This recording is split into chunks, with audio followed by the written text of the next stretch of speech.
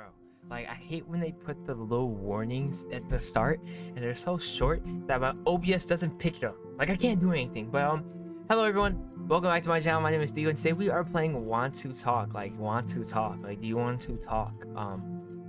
WAN2TALK chat simulator. No clue what this is other than it's a visual novel. So let's go. Let's go.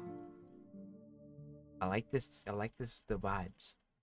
I think this is set in like, oh, it's right, early 2000s. First name is you.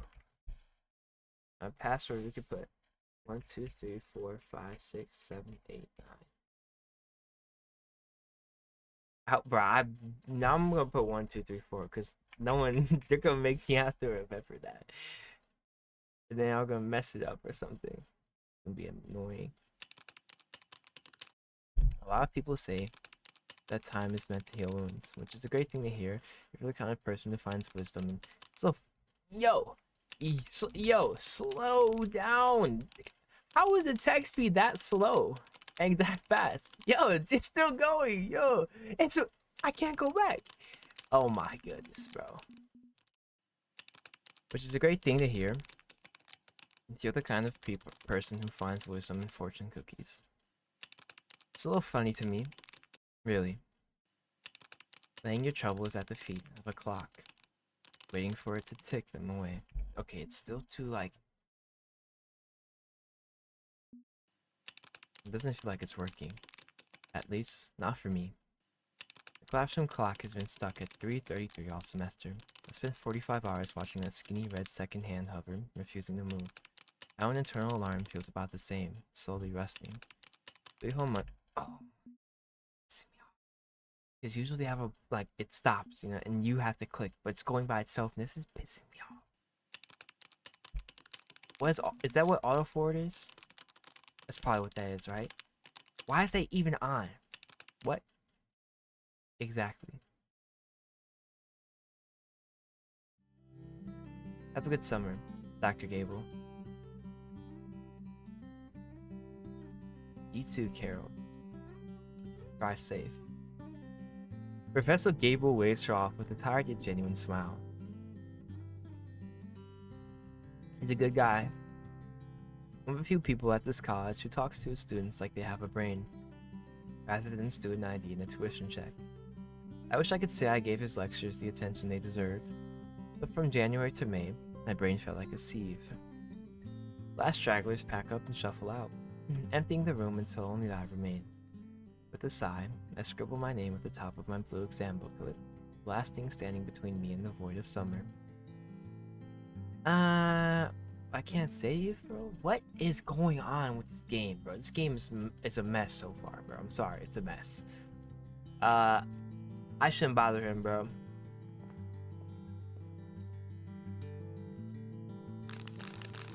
Like, what is the point of saving after a choice? I don't understand that. Talking would be a waste of both our time. I slide the booklet onto the small pile at the edge of his desk. You don't have to rush out of my account if you need more time. Nah, it's okay. I was basically done anyway. Well, I hope it went alright for you. Have a good break. I hitch my bag up on my shoulder. Gable already looks busy, mulling over the stack of files that would probably take him a week to get through. The hallway is expectedly crowded. There's an influx of people that I had never seen before, shoving towards the stairs or the exit. I wince as two people in my particular push past me, their conversation needling into my ears. Paris, baby.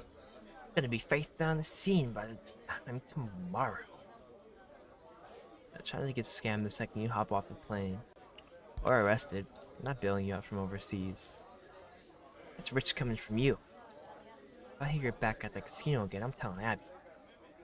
It isn't a loss if I don't quit playing. She'll call it an investment. Yeah. Till she sees a picture of you with your tongue down some cocktail waitresses. I squeeze past them, mumbling sorries until I can finally push through the double doors and step into the blinding late May sun. Bro, it's so bright. My mind feels jumbled, to say the least. trying to think of something to occupy myself with during the summer. I can't believe I didn't land a single internship, not even the ones I applied to last fall. I could try them all, but the bus fare alone would probably eat my entire paycheck. It's hard to justify the trip when you're basically paying for the privilege of standing behind a register all day. There was that one site. What was it called again? LinkedIn? No, LinkedIn. Definitely LinkedIn. I'm staring at my shoes as I walk, contemplating before I slam into someone, my shoulder jarring against theirs. Oh, sorry, I wasn't watching where it was. Okay, what the hell? Bro, I just ran into two Hollis. The fellow I bumped into doesn't move an inch. He has an unnervingly placid smile spread across his face. He is distinctive, you can say that again. There aren't many people around here that have hair that pale, almost silver. For some reason, looking at him too long makes my eyes ache. It's an albino vampire. No harm done. His voice carries no trace of the local twang people here have. I can't place his accent at all. I nod, mumble an apology, and try to sidestep him. He mirrors me instantly, blocking the path and forcing his back face to face. Eyes down, thoughts elsewhere. A troublesome combination, wouldn't you say? You ever know what you might stumble upon when you're looking at the ground? Just to keep your chin up. I force a small, nervous laugh and mutter, "Yeah, I'll try." He still won't move. "Listen, sir, I'm sorry, but you're sort of blocking my way." "Oh?" "So I am." A curious summer. He steps aside at last. I feel like that's like an omen, bro. It's gotta be like an omen, bro. I would be fearing my life after that. Melting into the crowd of students. I turn to look for that flash of silver hair again, but he's already gone. So there are odd people all the way out here too. The main walkway to the bus stop takes me past the student union. It's a brutalist concrete block that looks more like a bunker you'd hide in for the end of the world. Hey, teach their own. See, now I'm gonna move the text speed a little bit up, because now I gotta stop. I stop in front of a massive corkboard near the entrance. It's covered in layers and layers of paper, some so poorly splashed on that they stick together. I almost keep walking, but something makes me pause. You need that job, bro. I should have some time until the next bus stop.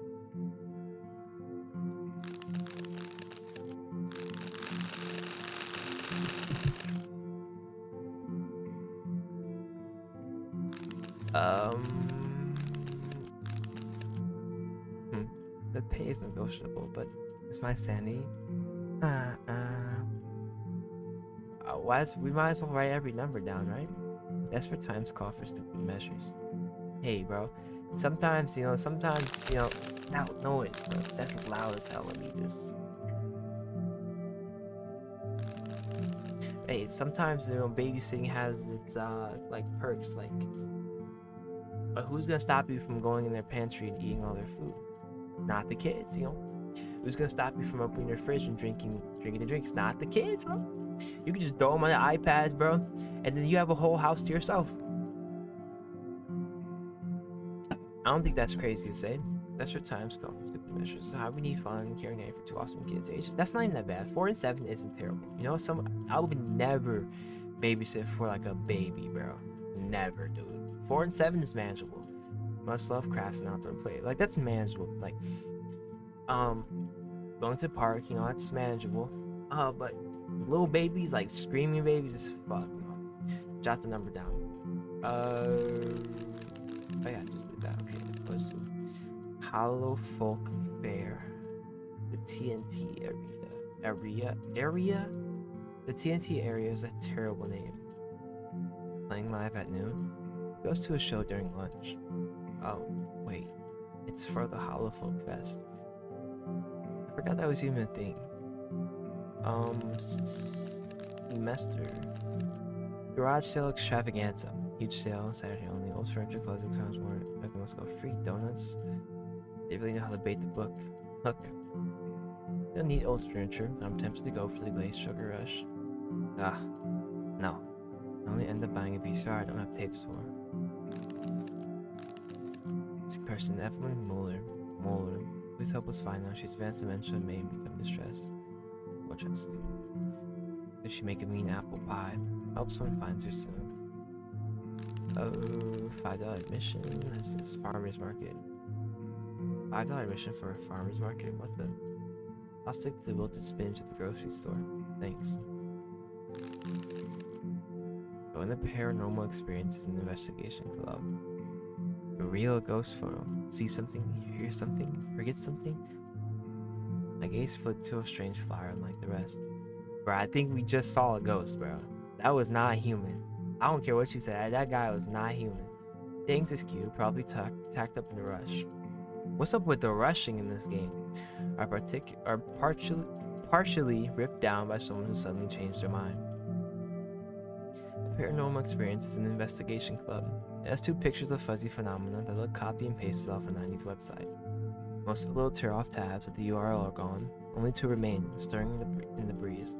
Nah, it reminds me of like Welcome to the Game, bro. I'm gonna go off that. Whatever. I said I'm go off that, but you know I'm doing it. I carefully tear off one of the strips. The paper is bizarrely hefty and crumbly, almost like cardstock. Way higher quality than what the other flyers were made out of. I fold it with care and slip it into my pocket.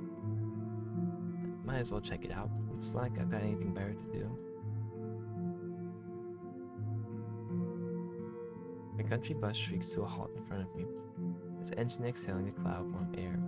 The doors clatter open, and a peppering of ordinary people get off. The bus driver, a mountain of a man with a thinning scalp and a beard the color of road slush, gives me a jerky nod as I climb the steps and swipe my student pass. Yeah, there's a little float to that. About half full. The air inside is cool.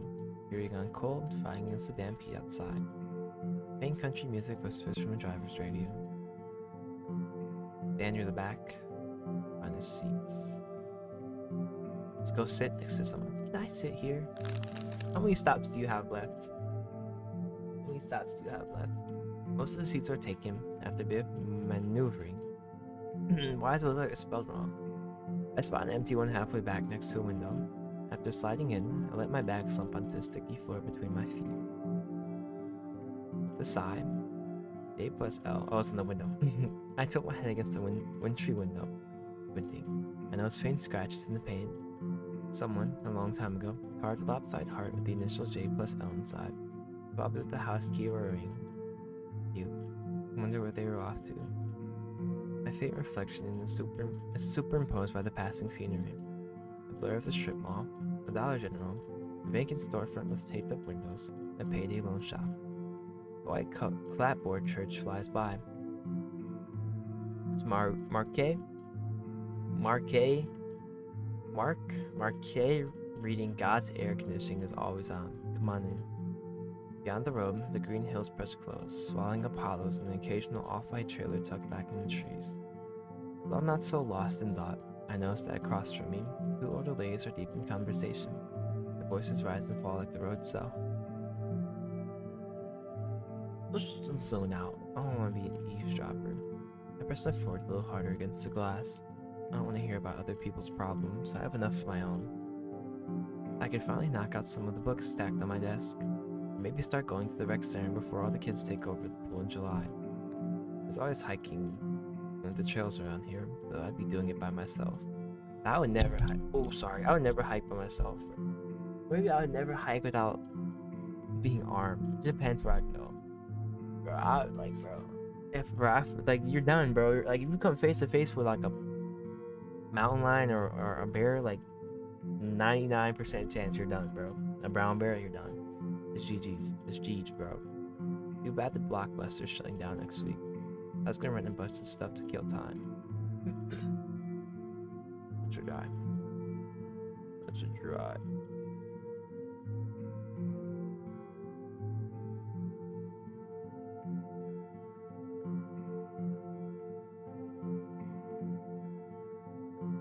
I'm gonna die of boredom before August even gets here. The bus screeches as it takes a wide left turn, leaving the commercial strip behind.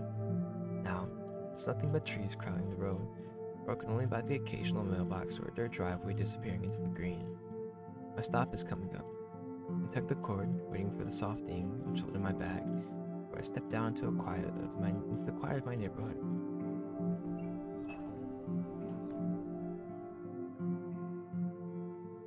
So human. I definitely need to get a new summer clothes.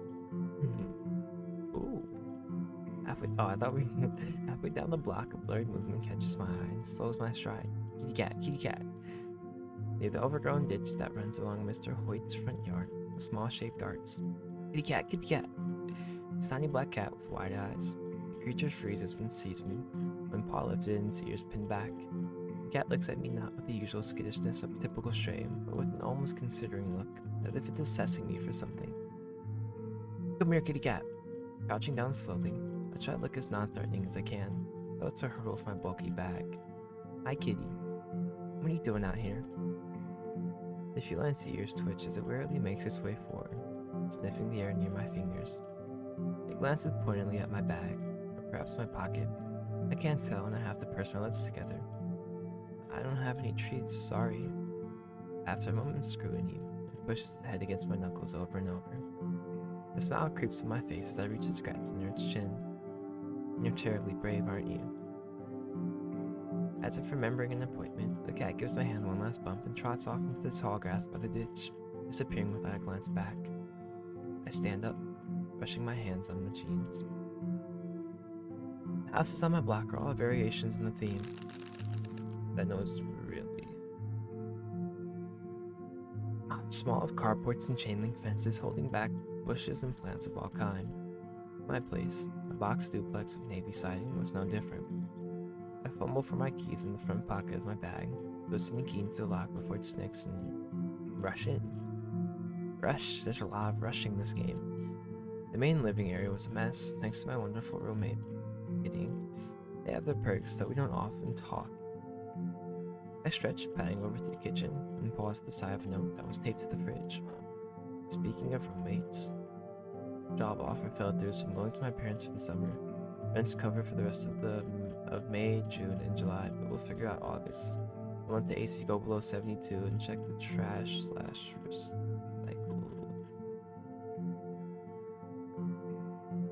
days.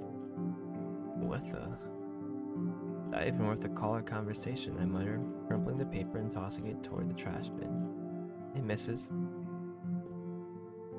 Maybe spending the whole summer alone in this noiseless box is for the best. At least it won't have an audience if I do something unspeakable. Bro. Not letting the AC go below 72 is a hell, bro. Like, honestly, because, bro, my room, I live in the basement, like, and even the basement, I guess maybe because the basement has no, like, insulation, maybe, that's why. There's no insulation on the walls, so it doesn't keep the cold in, you know? It doesn't keep the cold in and the heat out. Because in the winter it gets freezing cold, bro. In the summer, bro, it gets so hot down here, bro. If I leave the fan running, bro, then I get all congested and sick, bro. Hit the pantry first. Go straight to my room. I'm hungry. I want some food, bro. Oh, there's those crummy donuts, bro. Those yummy crummy donuts. I scanned the pantry, reveals nothing good. I frown. No way. They take the last packet of honey bar chips with them. At least there are a few other options. Chocolate bar pepperoni roll. What the hell? Grab the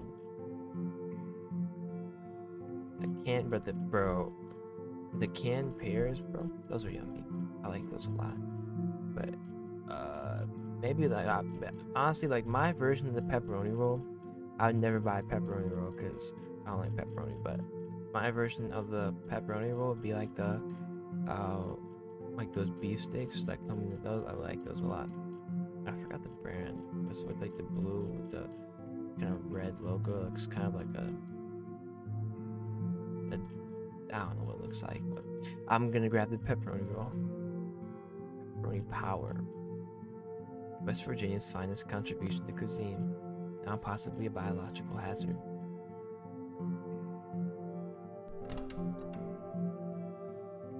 My room is a time capsule of exactly who I was at 8 a.m. If only I landed a job offer, a little more decor would go a long way. I set my pepperoni roll down on my desk, right next to my keyboard. The sharp, crinkly edge pokes my thigh through my jean pocket. Oh, right. Nearly forgot. I fish out the strip of cardstock, holding it up in front of my face. Net. Never heard of it. Likely place to a host club like this, though. The chair groans as I sit, turning the paper over in my hands. It isn't the same color as the front. On the back, scratched in Sharpie, is a string of characters that looks like a password, or a code of some sort. Yes, this is so welcome to the game, Cody, bro. You don't know what you're getting into, bro. It's underlined a couple of times, violently. I swallow as my thumb rubs over the letters, smudging the last digit. 1 O, 3 zeros. Weird. Why'd you point that out of everything? Shrugging, I push the power button on my computer.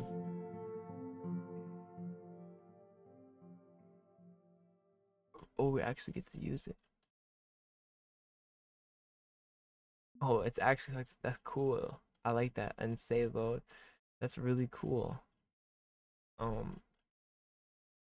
What's this? Random PNG. Netlurker. It's a Theo XX. Miss you too. Things just haven't been the same since high school. It's my girl, my boy. Who is this? Offline buddies. Hey Kate, how's it? What the hell? Hey Kate, I was trying to scroll down. That's why I didn't put me back. It's my bad. Good, I'm choosing the blue dress. Oh my god, I started some phones. Dressed perfectly for asking my date with Chris. And I went to look at after party at signature. I'm such a friend. How are you? So it's the same. I'm glad we had a good time. Things are fine. You're in Showstone is fine. And big summer plans. Just living the dream. Miss him so busy. Helping dress up. You're a new kid. I mean, the girls are doing like trip. So I was nervous. Going to visit, we should totally fit you on the floor. Everyone's bringing someone, so I wish like there's something mark yourself up from downtown on some page. But it's my boosted so worth it, you know. I'll go and say goodbye. I miss you. Away for the last week. Warning level? So who's gonna be higher warning? And bodacious. Happy late Valentine's Day. Hope you're up to surviving. Yo, thanks, guys. Wipe out. Happy late Valentine's Day. I guess I'd probably say happy Valentine's Day to one of my guys, my bros. No clue though. Maybe probably not really unless you can just move your time. It's really cool. Each trip sounds fun. The house engineering guy. Brutal in terms of killing God design bridge that holds the town way and leaves the possible six and like group stuck. So guys are hanging down. Talk to you later. Look at the bridge. Hi, how did the project go? That's something that reminded me of you today. L, bro. Offline on last talk 3 months ago. Airball of hell, bro. 10 days later too. No response for 3 months, bro. That's done. You might change his air. It'd be weird to message him again after so long. Suppose that's true. You may say I'm a dream. Oh my god, Venus is the gator or whatever. It's messing about our aura today. I asked Auntie, your mom's fine. Got me new jeans from Hollister, so I forgave her for the phone thing. Oh my gosh. Ashley, not the one for camp, the one from Mr. Saker's class. Totally copied my new lap. Falling stars and tattoo lyrics. It's been hours and she's been listening to violation of my sisterhood. I'm sorry you're saying invitations. I was plagiarism. I'm changing my top to 8. And then she going top 2. That's comments and high school job is held during hanging a sibling. Think God got prompts on the Nag, Fate Music, Rio. Okay. To the web we go.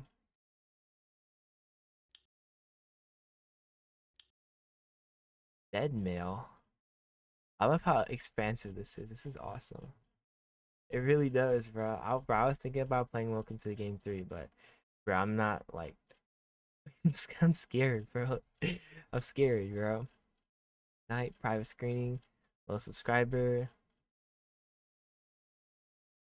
Oh my god, all this text. This is my training, guys. And plus, like with games like that, bro, like I would get too caught up in it, and like I would want to scam. I would want to don't turn on the lights. Yeah, this is so. trying to look upside down, but it's just gibberish. I wonder if there's some sort of code in this. But I can't copy it, so it's whatever. Harry, there have been waiting for hi cutie. I saw your profile on my face and I thought you looked really hot.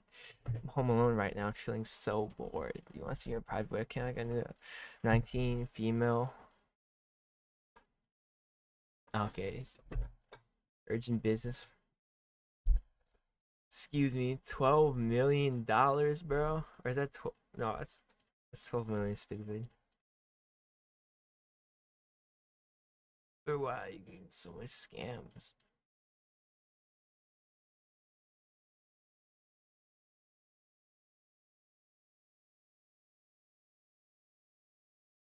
Is this like normal back in the 2000s to get? I guess it kind of was, bro. You know, we had things like Momo. We had things like Momo and that weird Mickey Mouse dude. And Bull Whale, I think it was called, or something like that. How do I go back? Okay.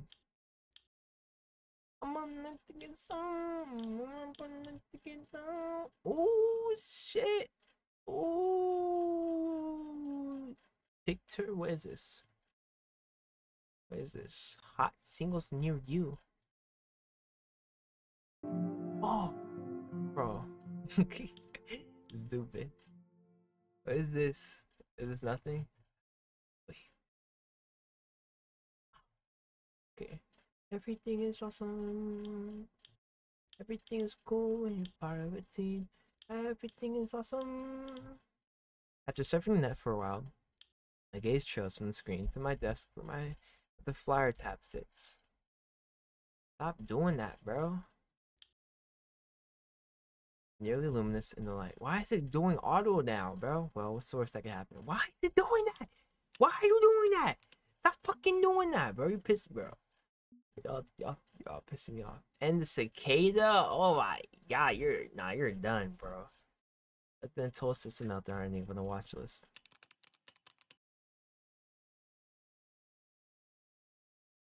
B4 A J O 3 Y M K 00 Y 5. Okay, we're gonna do him. Isn't this digital? I don't know. Looks familiar. Not that dude with the sword from Sweet. Oh, it's not sweet. It's not sweet. Oh, this is like a Shapes Noibi Laja first playthrough I did. This is like Discord. I just use seed codes and equipment codes to fight him.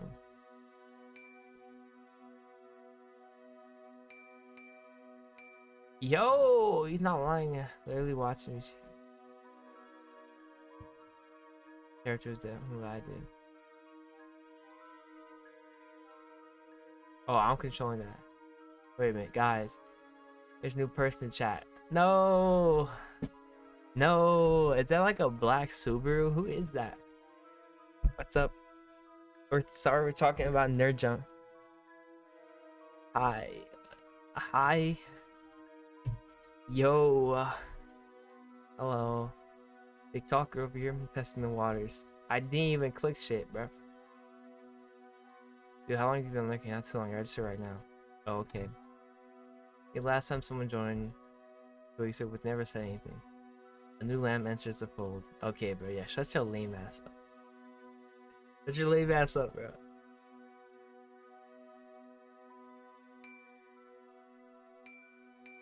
Whoa. Don't mind him, he's harmless, I think. Anywho, we do have some chat rules. They're good to keep in the back of your mind when you copy paste. Now, being a jerk on purpose, if someone says no to a topic, usually devs drop it. Everyone's experience is valid, so even if there's something small, as long as it's unordinary, feel free to set it and it was evidence to recommend doing the forums doesn't get lost. Can't really invite other people here for some reason, so the rules follows when doing buyers. Oh, don't invite randoms. Censor, yeah, I'll take it with personal, countless BMs. Now talk about period. Okay, this is like Fight Club. Don't talk to Doozy. Tell me about it. I'm the only one with aura. You see my 4-letter name? I'm the only one with aura here. Now you have important junk. I have to ask. Wait you tear off a tab. Believe it or not, but just curious. I was bored out of my mind. Believe it or not, but what? Oh my god, that's the worst thing you could have said, bro. Well, I guess it's true. We did run into that insane albino vampire. I've had actual experiences of ghosts and the supernatural, so I was looking for like-minded people. Truly? Yep. Pixar didn't happen. JK. Don't be a jerk is legit rule number 1. I said JK, I'm sure the chat room guys will smite me. Never say never. I'm guessing you found the flyer in the same place as us. Maybe the bulletin board? Yep. It's kind of weird, right? The paper feels expensive. It has a low too for the high GSM. Plus, we all have unique codes, etc. I think it's confirmed. Like bro, y'all, we're getting set up. I like this. This is so cool. This is so cool. We're all got unique codes. They're all picking one person. They're all gonna tell us that we have somewhere. Boom, doors closed. Boom. Now we're in a game. You know, a game to death. Only one makes it out. I think it's confirmed at this point that this is the only flyer out there for this, so there's no other promo. Not only that, but we've confirmed that none of us made it. We still might have to test you, but as far as we know, the actual owner of the forum in this chat isn't even here. Genesis of all people would be able to tell if the paper is expensive off stuff like tooth. If that's sarcasm. Anyway, continuing my point, why would someone spend that much on a club flyer that they only stuck up on the one and only community college bulletin board in a boring town? Unless, here we go. Unless it wasn't a person. What if there's like a time traveler one or an alien trying to infiltrate human social circles to the paranormal underground? Of course. The thing really is fucking strange. Let's try to get my cousin in Clarksburg. From Clarksburg, and it wouldn't work. What do you mean? It's probably IP coded or some shit like that. What do you mean? I was standing right beside him and tried to enter the site using the code I got, but it wouldn't let me in. I memorized Geo's code so I could use that, so I used that too, but then it led to a video and my cousin didn't want anything to do with it after that. It wasn't a video! Oh god! I don't know, is this a horror game, bro? Is this a horror game? Ow! Oh my god. The blue light! Oh. God, it's bright as hell. It wasn't a video.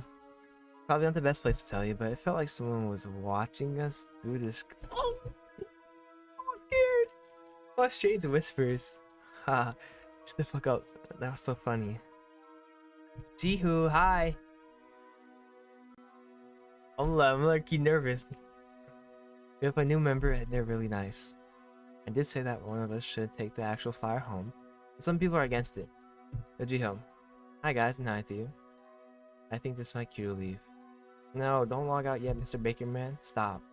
Mr. Baker Man! Something wrong with my line. When I call my bakery's number, is that like a song? Yeah, that's what I thought. I get click every time.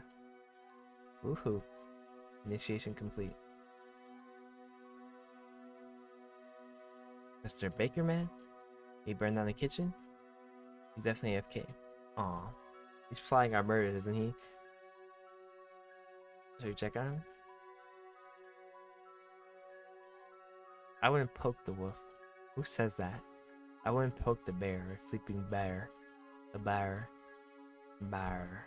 Don't worry, Wolfbane's always come back. Oh, that's why I said it. Yeah, let the beast roam. Better than that, dragging him back mid-hunt. Man, shut the fuck up. Please, Lil. You both wound me. Anyways, what were you guys talking about before this? Scroll, my brother.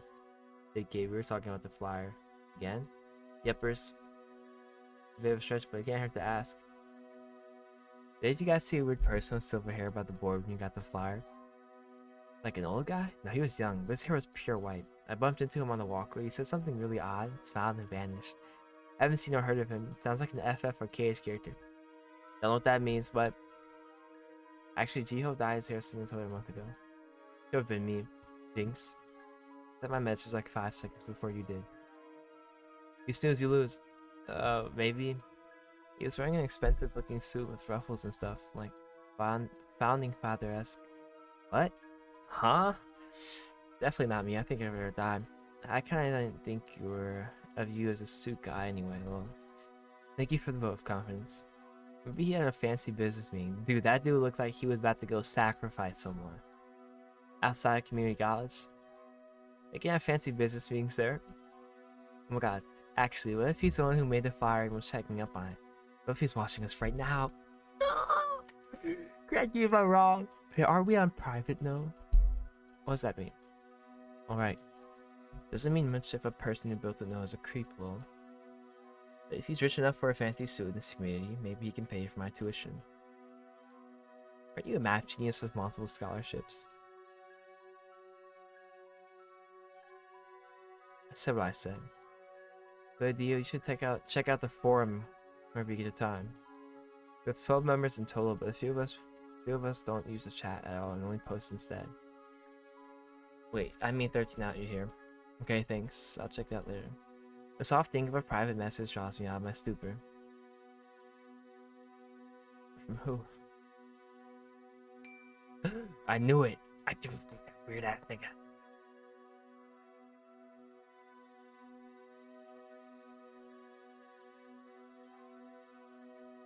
Hello, Theme. Hello, can you see this? I didn't mean to startle you, I simply want to speak privately. It's probably this dude. That's an emoji. Hi! Hi! I can see the message, don't worry. This is how I would respond. I would be like, what's up? Or hello? You're there. Good. I was concerned that the private is no glitch. There's a tendency to do that sometimes. Makes sense, despite being a...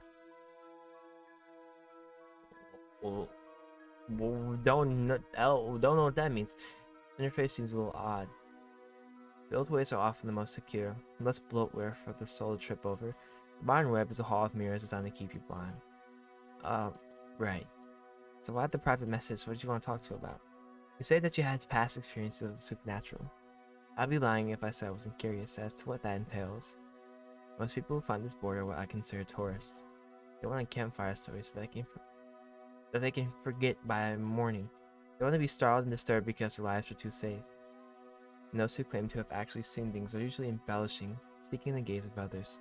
Your phrasing, believe it or not, carries a feeling of surety. People who lie are eager to be believed. Mouse, you sound like you expect to be doubted.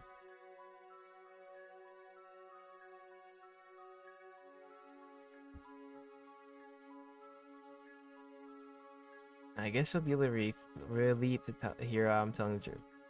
I don't really know though. Do I know? Like, I don't know my character. You are? Would you be willing to explain further? It's hard to put into words, but I know things I shouldn't.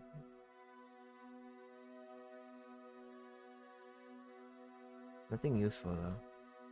For example, I get an overpowering feeling when the phone's about to ring, and then it does. Brother, that's just like our dream about a place we've never been to, or at the crazy deja vu moments to this day. Makes sense. The past, present, and future are not straight line after all. I feel that so much. Like, see, that's like another thing. Like why I just can't believe that, you know, it's just us, bro. There's gotta be some higher, bro. Like, bro, the deja vu I have is crazy, bro.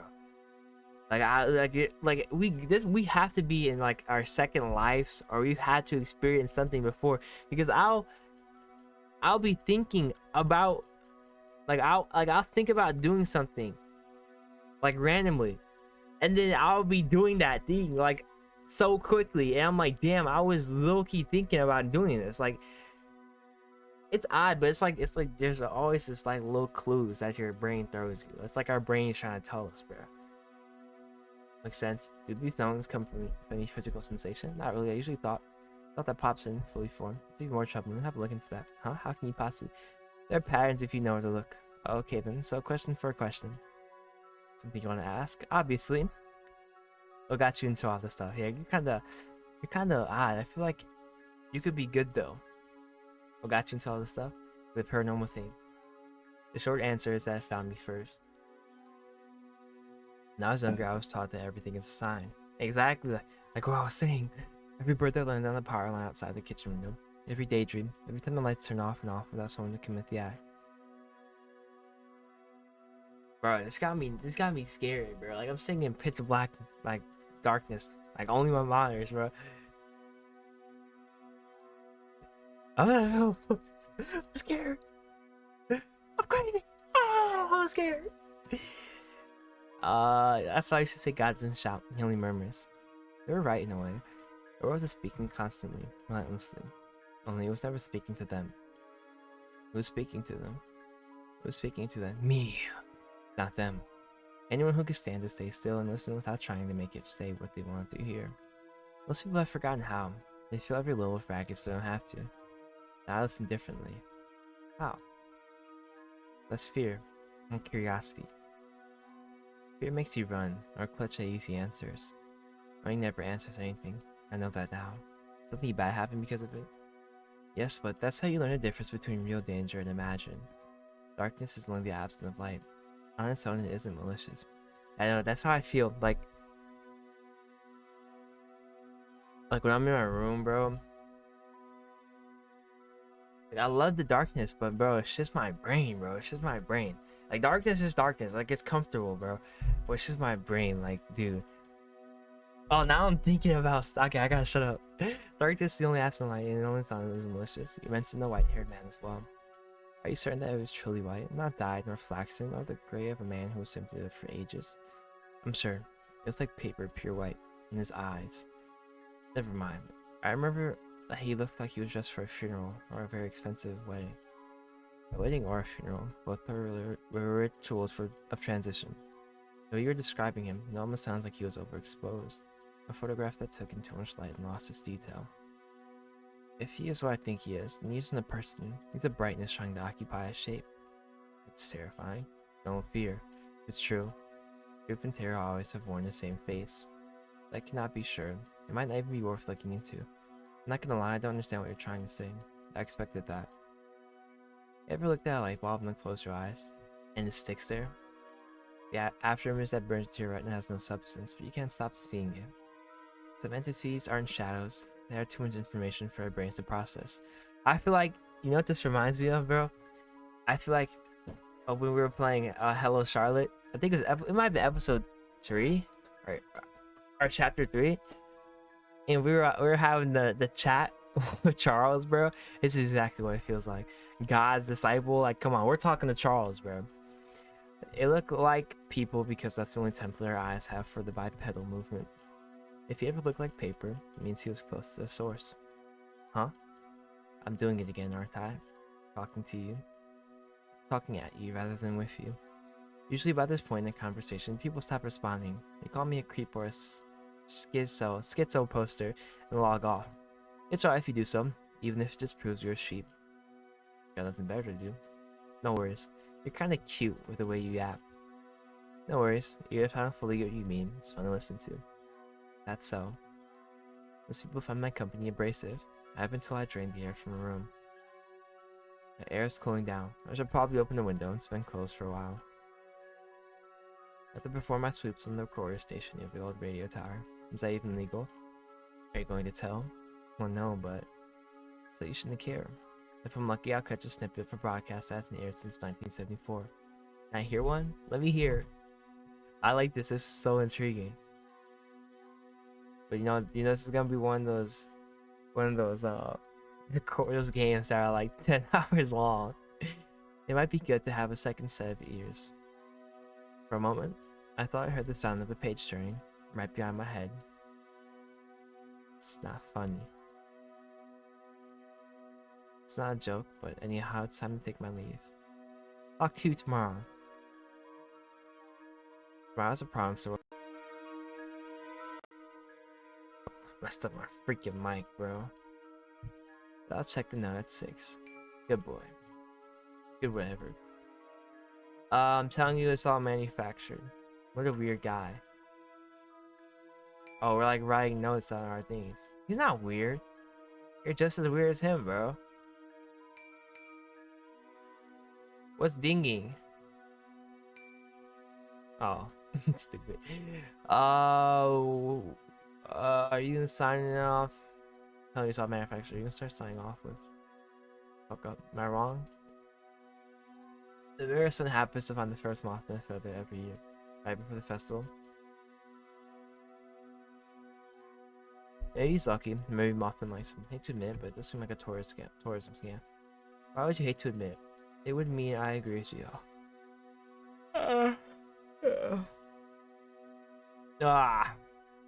I would mean, yeah, you act like I don't know where you work. Back what I miss. Hello. Hi. Hey, welcome back. Important question time.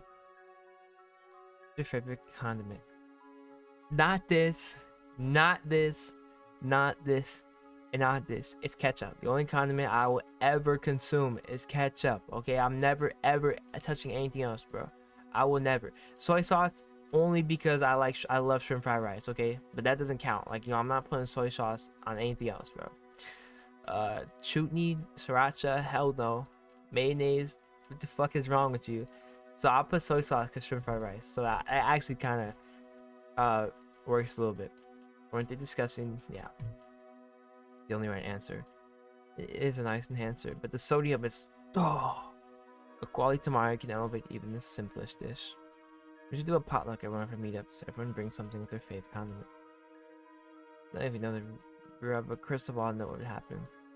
Mayo plus sriracha plus chutney plus ketchup plus soy sauce plus more mayo mixed together. Soy mayo ketchup. I've heard worse combos, so. As entertaining as this culinary speculation is, we should discuss our plans for the weekend, coming up quite quickly. I know some of you have work or other commitments, but if we could still all make it Saturday afternoon, that would be wonderful. Those who are currently online, at least. Alright, I forgot that it was this weekend.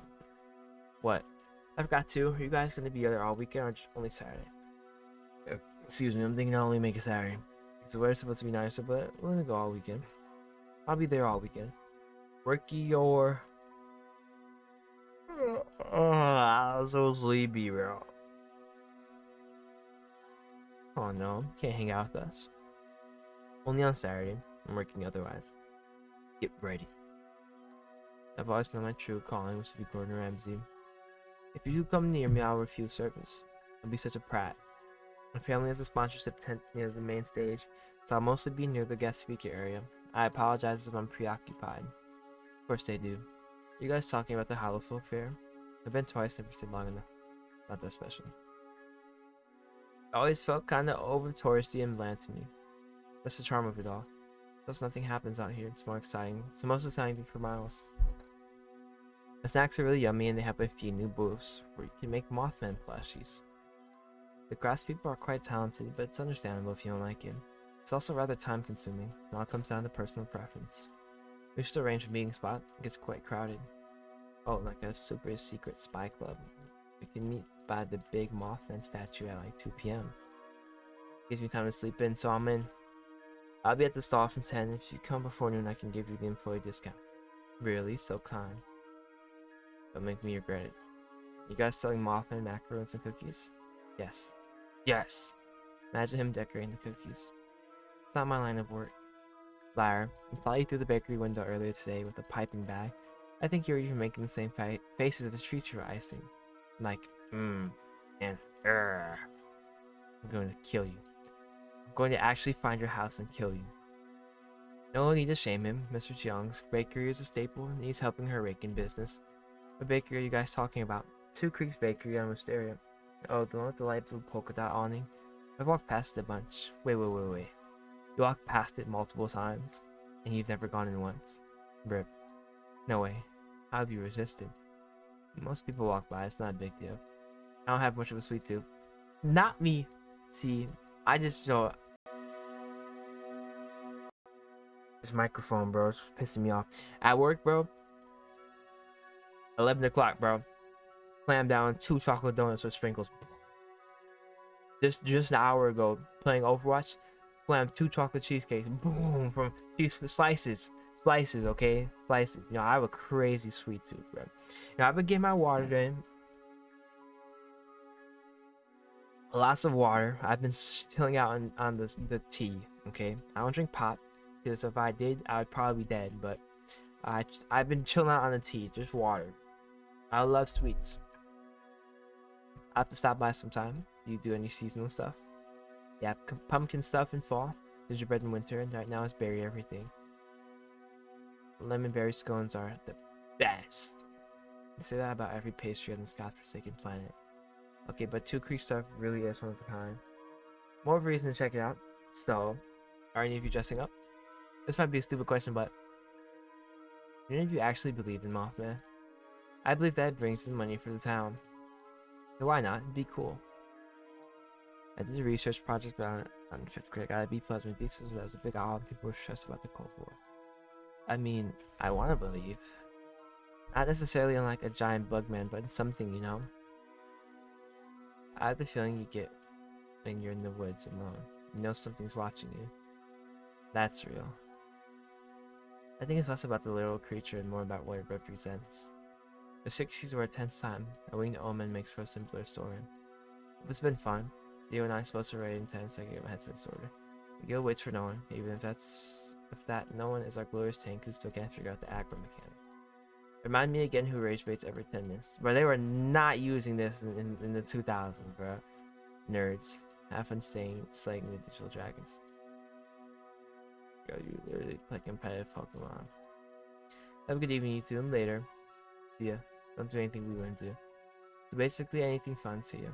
Finally. Oh man, it's so quiet now. It's only been a minute. Yeah, but I missed them. It's festival 2 p.m. Yep, you coming? I hope you could make it. It'd be lovely to put a face to the username. Yeah, I think it will. Seems like it could be fun. Yeah, I'm glad to hear it. Well, you know, I'll be at the concert area, obviously. I'll bring a little tag with my username. Sounds good. Chat dwindles, a soft ping sounds from my speakers. And another. Can't possibly carry on 3 full conversations at the same time now that my brain turning to complete mush. Just pick one and call it a night. And check with the others tomorrow. Obviously, I'm going with God's disciple. Like, come on, bro. Come on, my guy. Come on, my guy. God's disciple, I'm pining for you, brother. I'll check up on C. Bro, his name is abbreviated C too. Just like it was on the computer in Hello Charlotte. This has to be a reference, bro. I'll check up on C. Come on, bro. Like, are you serious, bro? But it looks like he's offline, bro. That's so cool. If that's a reference, that's awesome. That would be cool. I shut down the computer. The hard drive clicking as it powers off. For a split second, I think I see a flicker of stag on the back of my eyelids as I close them. Must be eye strain.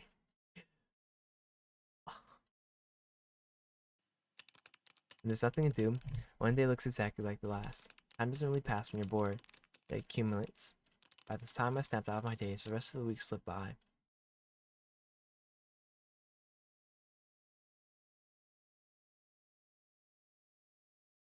Is there ambiance? I'm trying to listen if there's ambiance. I can't tell. Suddenly, it was the weekend. I'll turn from volume up, because if there's a jump scare, I'm gonna... Oh, it's too loud. The bus spits me out at the edge of the fairgrounds. A dusty expanse that had clearly spent most of his life hosting livestock shows and tractor pools.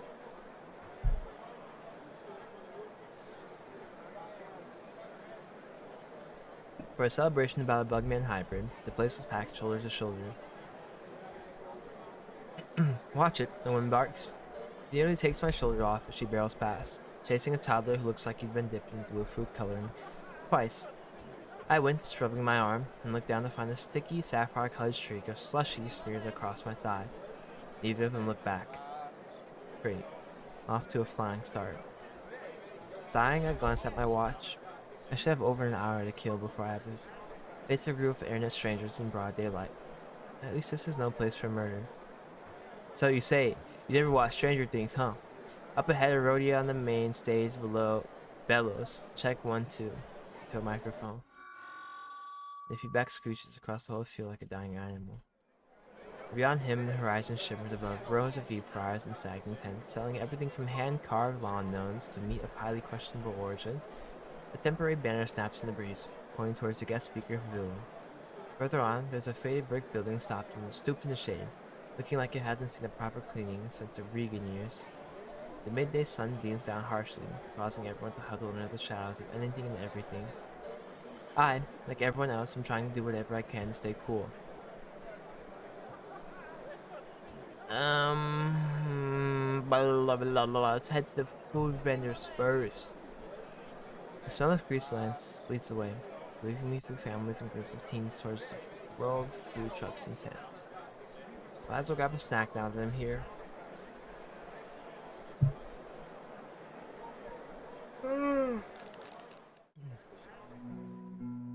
Families shove forward for overpriced lemonade, the color of nuclear waste, while teens snap pictures of their Mothman-shaped corn dogs. I shudder at the idea of a human-shaped one. Some things are not meant to be eaten in silhouette form. The guy in the red-colored beanie was trying, and failing, to hand flimsy promotional flyers for the guest speaker area without knocking over a nacho tray. His stack keeps slipping, and people keep avoiding him. The poor man looks miserable. I almost walked past, but something about the defeated slump of his shoulders makes me pause. I raise out my palm. Could I have one? His face practically lights up as he nods and shoves a flyer into my hand. I smile a little as I continue on my mini food tour, squeezing past a cluster of middle schoolers, arguing about whether Mothman could beat Bigfoot in a fight. Who cares? They're both made up. A low res PNG of Mothman and a honey jar catches my eye, reminds me of the condiment discussion from the other night. Mix of mayo, sriracha. I still don't know what this is. Chutney? I don't know what that is. Ketchup, soy sauce. Gross. After a bit more walking, the only thing that my attention snags on is the Two Creeks bakery stall.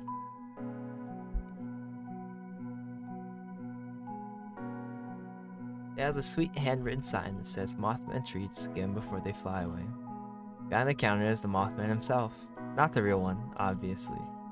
This one's wearing a fuzzy suit with black wings that droop in the humidity, giant red mesh eyes reflecting the crowd as if they're bug-eyed sunglasses and a tendon flopping every time. As if they are bug-eyed sunglasses. An antennae flopping, antennae whatever flopping every time he turns. Okay. He's handing out wax paper bags and saying as little as possible. Universe is a unique sense of humor. That suit has got to be torture in this heat. It's essentially a walking fuzzy oven. Nonetheless, I step into the short line. Up close, the costume looks even more miserable. The black fur is bad in places, probably from sweat. The person inside shifts their weight from one foot to the other uncomfortably in a limited stall space.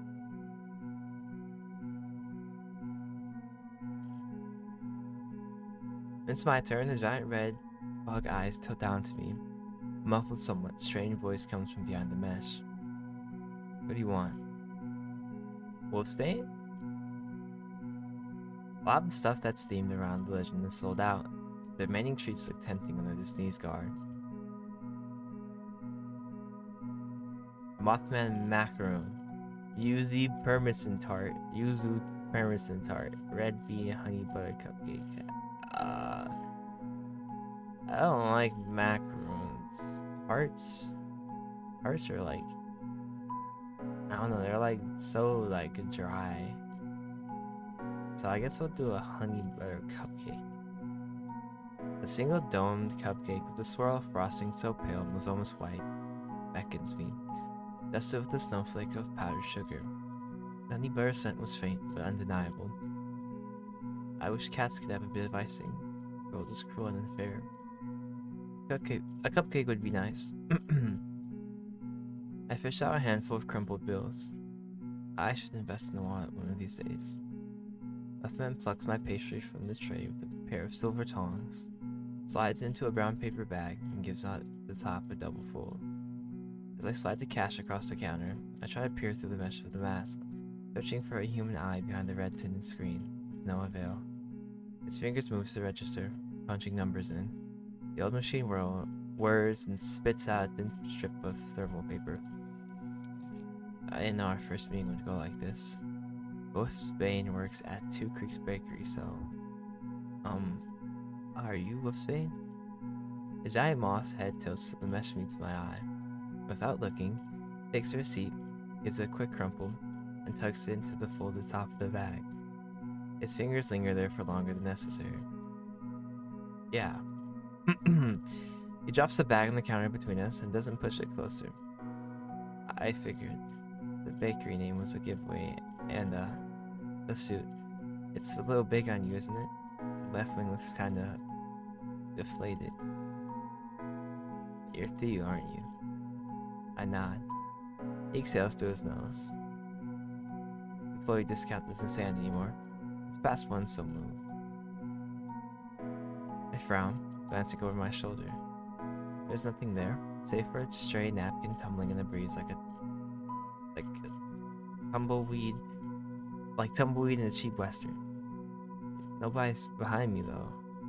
Like I said, move. Hey, you little prick. Do something wrong? He seemed alright online. I mean, look, bro, he's in misery right now. Relenting, I step aside. He turns and locks the latch on the inside of the stall's half door. Standing at his full height, the suit looks even more awkward. He reaches up, fumbling with something like the mad furry chin of the head, and pulls the whole head off. Alrighty, Wolfsbane. The first breath he takes is a deep, ragged gasp of air. I can tell it's his first good breath of air in a long while. He shoves a hand through his dark hair, plastered to his forehead with sweat. He has a strong jaw, aquiline, I think, nose, and eyebrows drawn to an irritable line. Fucking finally. With every breath he took, it was like his ancestors owed the thank you for that face. Turning his back to me, he places the moth head on the counter and transfers his focus to the cash box, counting a stack of bills with lightning-fast fingers before locking it down. Next come the trays, sliding one by one into an insulated carrier tucked beneath the counter. Something small latches itself behind my ribs. I clear my throat, trying to cough it loose. So, shifts over? Has been. Crazily. Coworker? Yeah. I lean a hip against the counter, trying to look casual. Budget must be decent for a bakery stall like this. Oops, sorry. He slams the carrier shut. Whoa, that was loud. That was loud. That bang makes a passing pigeon scatter. My heart jumps in my throat. You need something? You know, what's your fucking problem, kid? You got a problem with me, bro? Nah, I would never be confrontational like that. Just saying hi. Oh, I was just trying to be friendly, and I trail off, heat flushing my cheeks. If you're waiting for the meetup, it's not for another 50 minutes. I'm not a tour guide. I know. The bus dropped me off early, so I figured I'd look around. Do that then. Before I can say anything else, someone in a stained t-shirt and cargo shorts jogs up, looking frantic. Ew. His eyes are bloodshot and he smells faintly of weed. Speak of the devil. Shit. My bad, Silas. Silas, that's such a fitting name. Great, I presume. Blurts out. We're tripping over one another.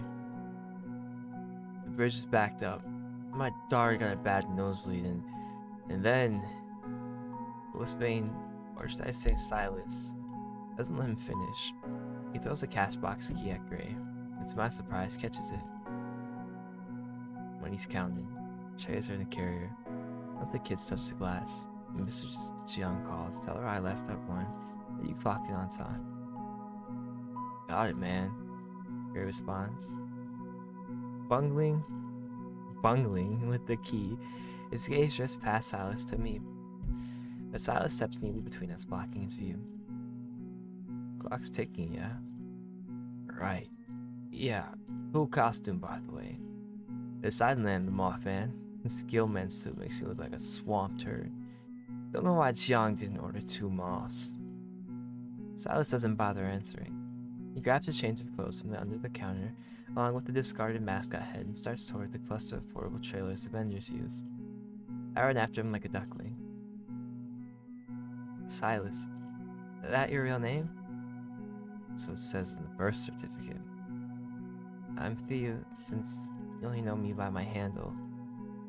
He abruptly stops near the line of white vendor trailers before turning around. And I almost ran into his back. Why are you following me? Yeah, I was like, I was wondering that too. I'll wait for you. No reason. I'll wait for you to do whatever you're about to do. I don't know anyone else here yet, so.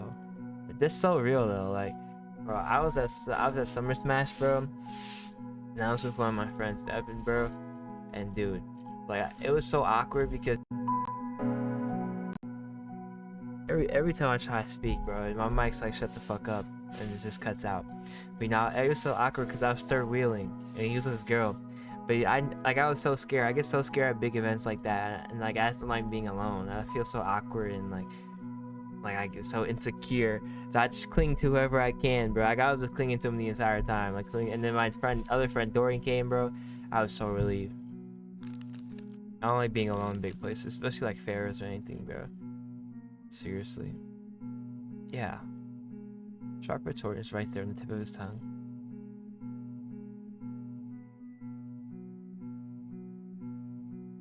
I can practically see it, but then his shoulders drop.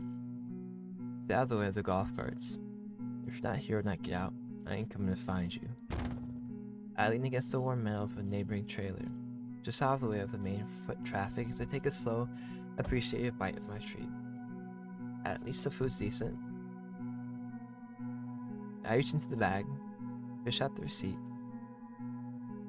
and shove it into my pocket. Paper feels thicker than it should, slightly bulky in the middle, but I don't think much of it.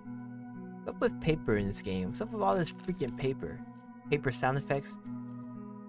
Stock paper, whatever it's called. Stock card, whatever it was called. Golf cart whirs past, driven by a man with a walkie-talkie who gives me a suspicious look. I'm about ready to give up and head for the glorious shade of the museum when the trailer door creaks open again. Silas steps out. He's swapped the miserable fuzzy suit for a black t-shirt. His hair is even more damp, pushed back from his face, though a few stubborn strands are already falling forward again. He's awesome. He doesn't look pleased to see me still standing there. He doesn't look surprised either. Still here. I told you I'd wait. Huh. You could have seen half the exhibits by now. Why waste your time? I feel like going with you. You're weird. You know that, right? He sighs, shakes his head, and turns around without another word. I scramble to fall into step beside him. At least he isn't sprinting. As we pass a cluster of noisy game booths, the wind catches the canvas of a nearby tent and makes it flap. A sign above it is in cursive and reads Seraphines, Oddments, and Ephemera.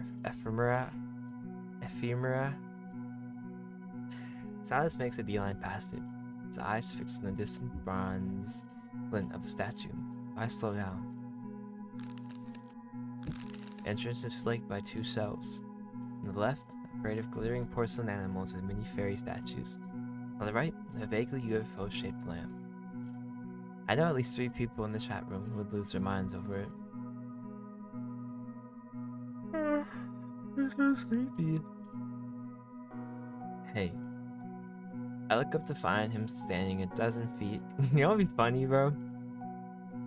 Like a year or so, or I just like start like a yawn counter. I just go through my videos, we just go through my videos together, and we find as many yawns. Cause I probably yawn like 10 times a video, like so serious. And like most of them are cut out, but I look up to find him standing a dozen feet ahead with a frown carved deep. Statues this way. They're getting distracted. Can we stop here? Come on, let's go on a little adventure. Could we stop here for a second? Ugh. I just spilled my water. Yo, I'm a freaking mess, bro. I'm always spilling my drink. It's all in my hoodie, bro. Oh my goodness, why did I spill way more than I thought I did, bro. It got soaked all up. The trance-like state overcomes me. The glimmer of a prism draws me even further. My hand reaching out unconsciously. He's like, don't touch that. Silas grunts loud enough for me to hear it over the din before he trudges back towards me. I've never been to this pop-up before. Is it new? No. It's filled with garbage and has the same shit every year. There's a reason nobody's here. Is it gonna be that white-haired man? Come on, bro, I'll be your customer, bro. Let's go to a thrift or ransack your own attic. He's not wrong about nobody else being here, but there's still something about it that intrigues me. My gaze grows dim as I stare up at a wind-up toy in the window, a strange sense of melancholy dancing in my heart.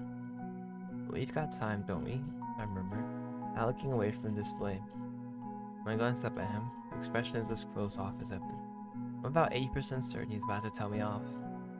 6 minutes. Max. You'll see it's all landfill fodder. That's enough time for me. The inside the tent is thankfully cool and breezy. This is like exactly the vibe that dude had. But look at that, that's literally him right there. Mini him. The inside the tent, I just said that. Shell's bow under a mismatched china, stacks of yellowed bogus paperback novels. Novels? Like, what the fuck is bogus? And glass cases filled with wiry jewelry. That weary, I think. I don't know, weary jewelry that looks like they turn my skin green by sundown. A strange little wonderland of other people's cast-offs. I wander deeper into the aisles, my fingers hovering over a jar of glass eyes, the music box that plays a shaky rendition of Dream a Little Dream of Me. Twist its mini key, and an open circle, two ballerinas circling one another, wrapped in an endless dance.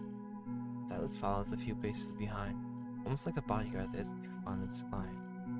I have to keep myself from laughing when I see him standing a good 3 feet back from the rigid stalls, glaring at them. My attention is grabbed by a lurid plush elk, about the size of my hand. It has one oversized googly eye and suction cup hooves. The price sticker on its chest is basically an invitation to haggle. I hold it up, tilting my head. The googly eye wobbles widely, and I laugh before I can stop myself. What? Look at this thing. Silas, who had been eyeing a rack of bomber jackets, leans over with a deadpan stare. It's a deer. Elk, I think, but look at its face. I tip the figure. The single eye rolls in a lazy, dizzy circle before lolling back to the stare. Straight at Silas. I can't help grinning. This might be the ugliest thing I've ever seen. That's saying something, considering you've seen me in the Mothman head. You're not exactly ugly.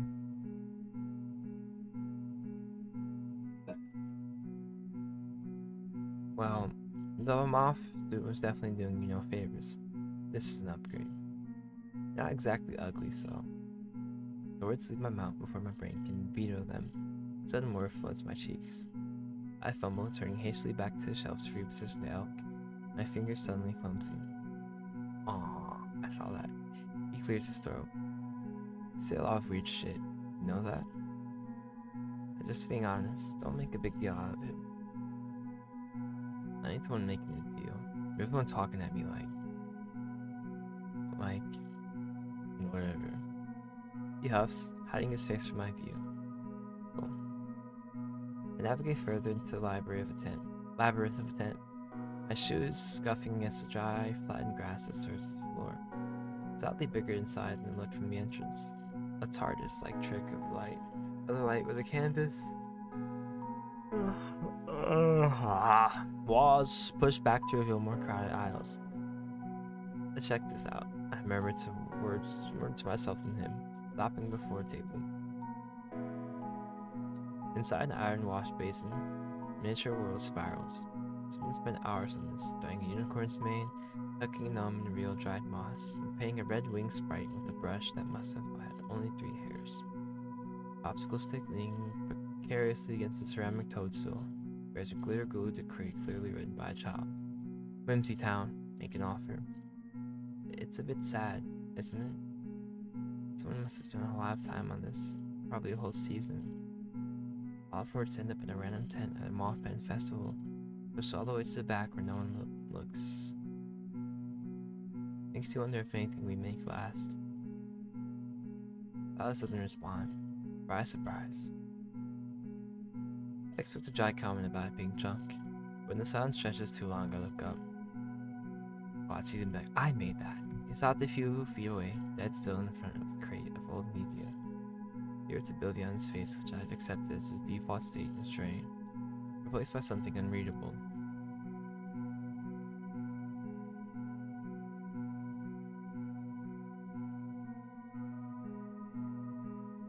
His hand hovers over a plastic-wrapped VHS tape, fingers twitching. It's a bootleg, a recorded demo with a strip of masking tape for a label.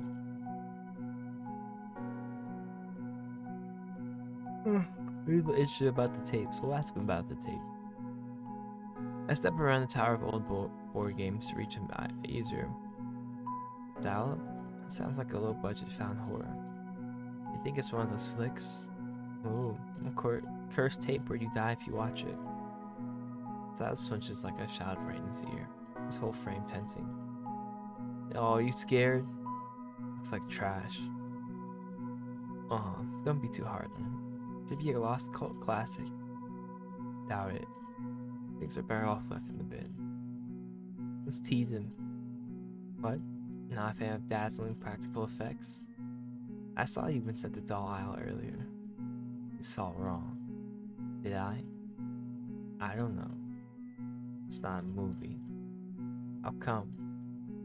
I just know. Stubborn as a mule. We spend the next few minutes walking through the aisles, unearthing relics of lives we'll never get to know. All this old junk reminds me of the garage sale flyer that I saw the other day. I since got the old furniture part down, but it's definitely missing the free donuts and the oh-so-friendly neighborhood gossip. As we circle back toward the exit, my gaze snags on the creative media again. The dialed September '04 tape is sitting right on top, plastic casing catching the dim light. Something about the way Silas flinched at it. It's like a splinter in my mind. I can't leave it there. He's a few paces ahead, currently distracted by a hideous painting of a jester, Cookie King. Yeah, let's buy it. Dude, these choices are so, like, vast, bro. Like, it's gonna take forever to get through all this. That's if I even do. I don't even know if it's a demo or not. Can't leave it there. Yeah, buy it. I don't know why, but I can't let some stranger buy this. It feels important. I glance at Silas. He's still occupied with the jester, uttering something under his breath. While he's busy being repulsed, I move. Hand darts out, plucking tape from the crate before I can overthink it. I slide a few crumpled bills to the woman at the counter. She doesn't look up from her crossword as I shove the tape deep into my messenger bag, burying it deep. Eventually the tent starts feeling smaller. I glance toward the exit entrance that leads back to the real world. We've used up 10 minutes. Probably closer to 20. That was fun. That was fun, though. Sure. He reaches out, pulling the tent flap up for me. The gesture so brief I almost miss it. I step past him, catching a faint hint of wood smoke before we're back out into the heat. Leaving the tent is like surfacing from a deep sea dive. Cardboard scented air is instantly replaced by the shriek of the tilt-a-whirl, a vendor barking about Mothman meatballs, and the mayor's voice crackling through a blown-out speaker system.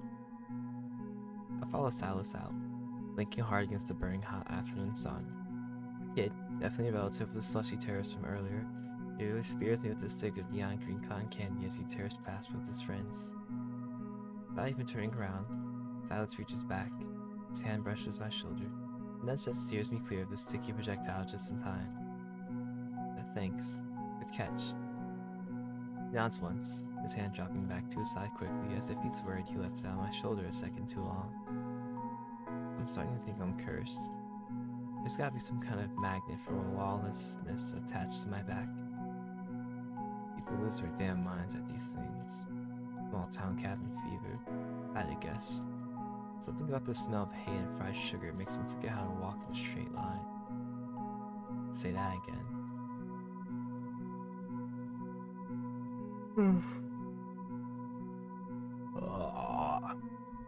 We pass the main stage where the band, the TNT area, is currently mangling a chord progression.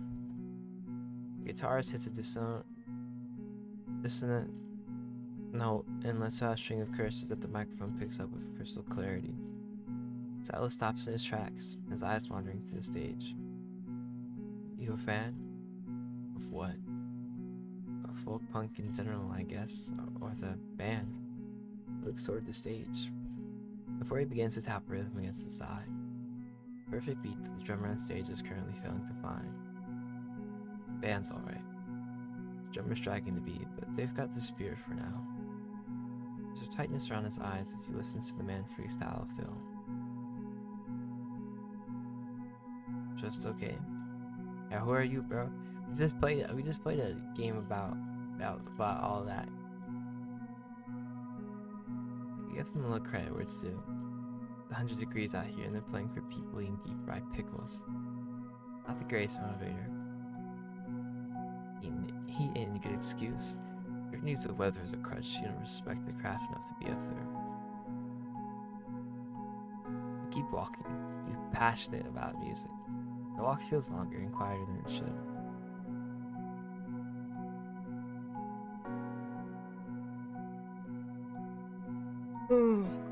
Oh my goodness, bro.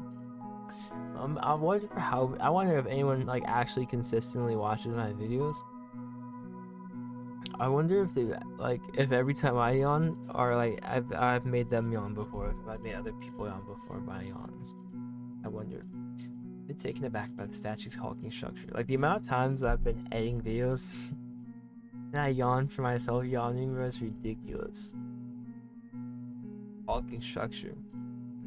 That plaque looks like it hasn't been cleaned in a while. Probably hasn't.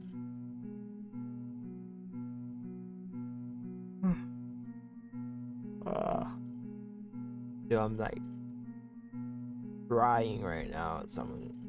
I'm crying and drooling.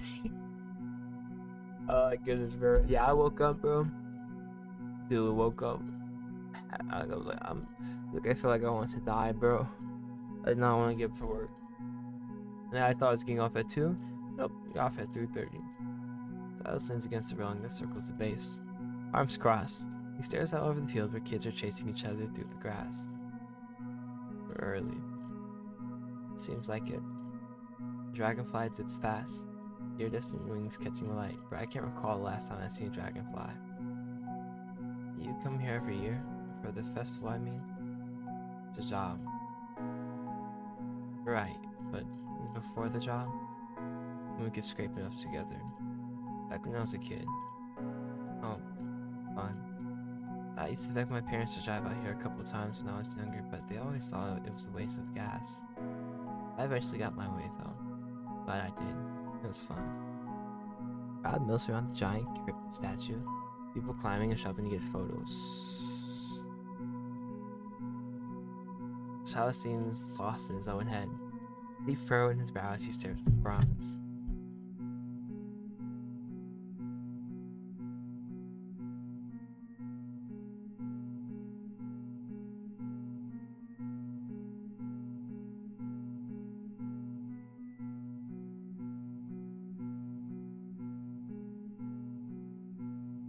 I speak before I can think the better of it. Have you ever gone to the Mothman Museum? I really liked the interactive parts when I was a kid. Looks like it's lost a lot of popularity over the years. Wonder when they last cleaned it. Turns his head toward me. Yeah, I did. With my sister. Oh, you have a sister? Younger or older? Older.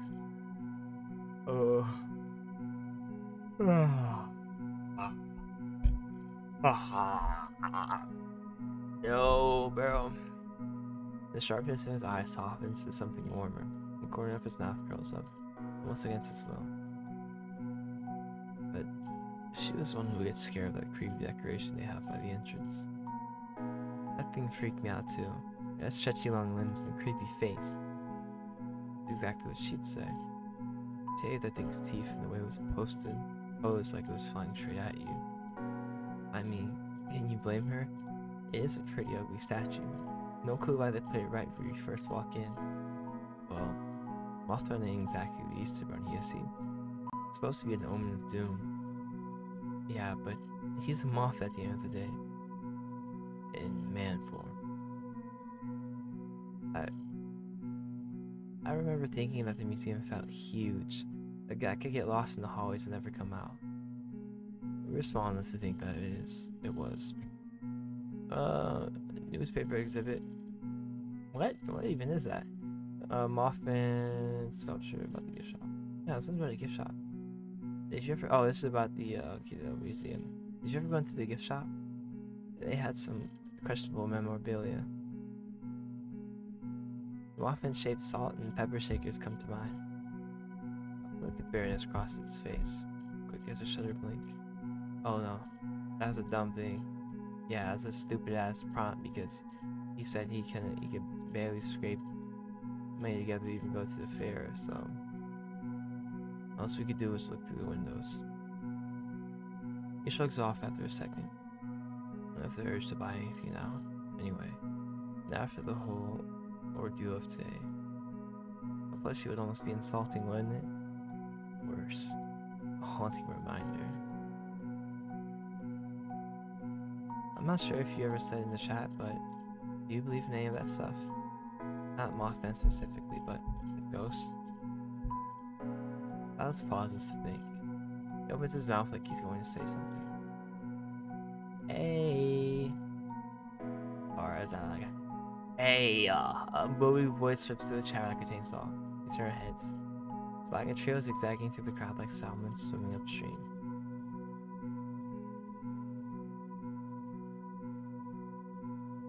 Oh wait, that's not stupid. Okay,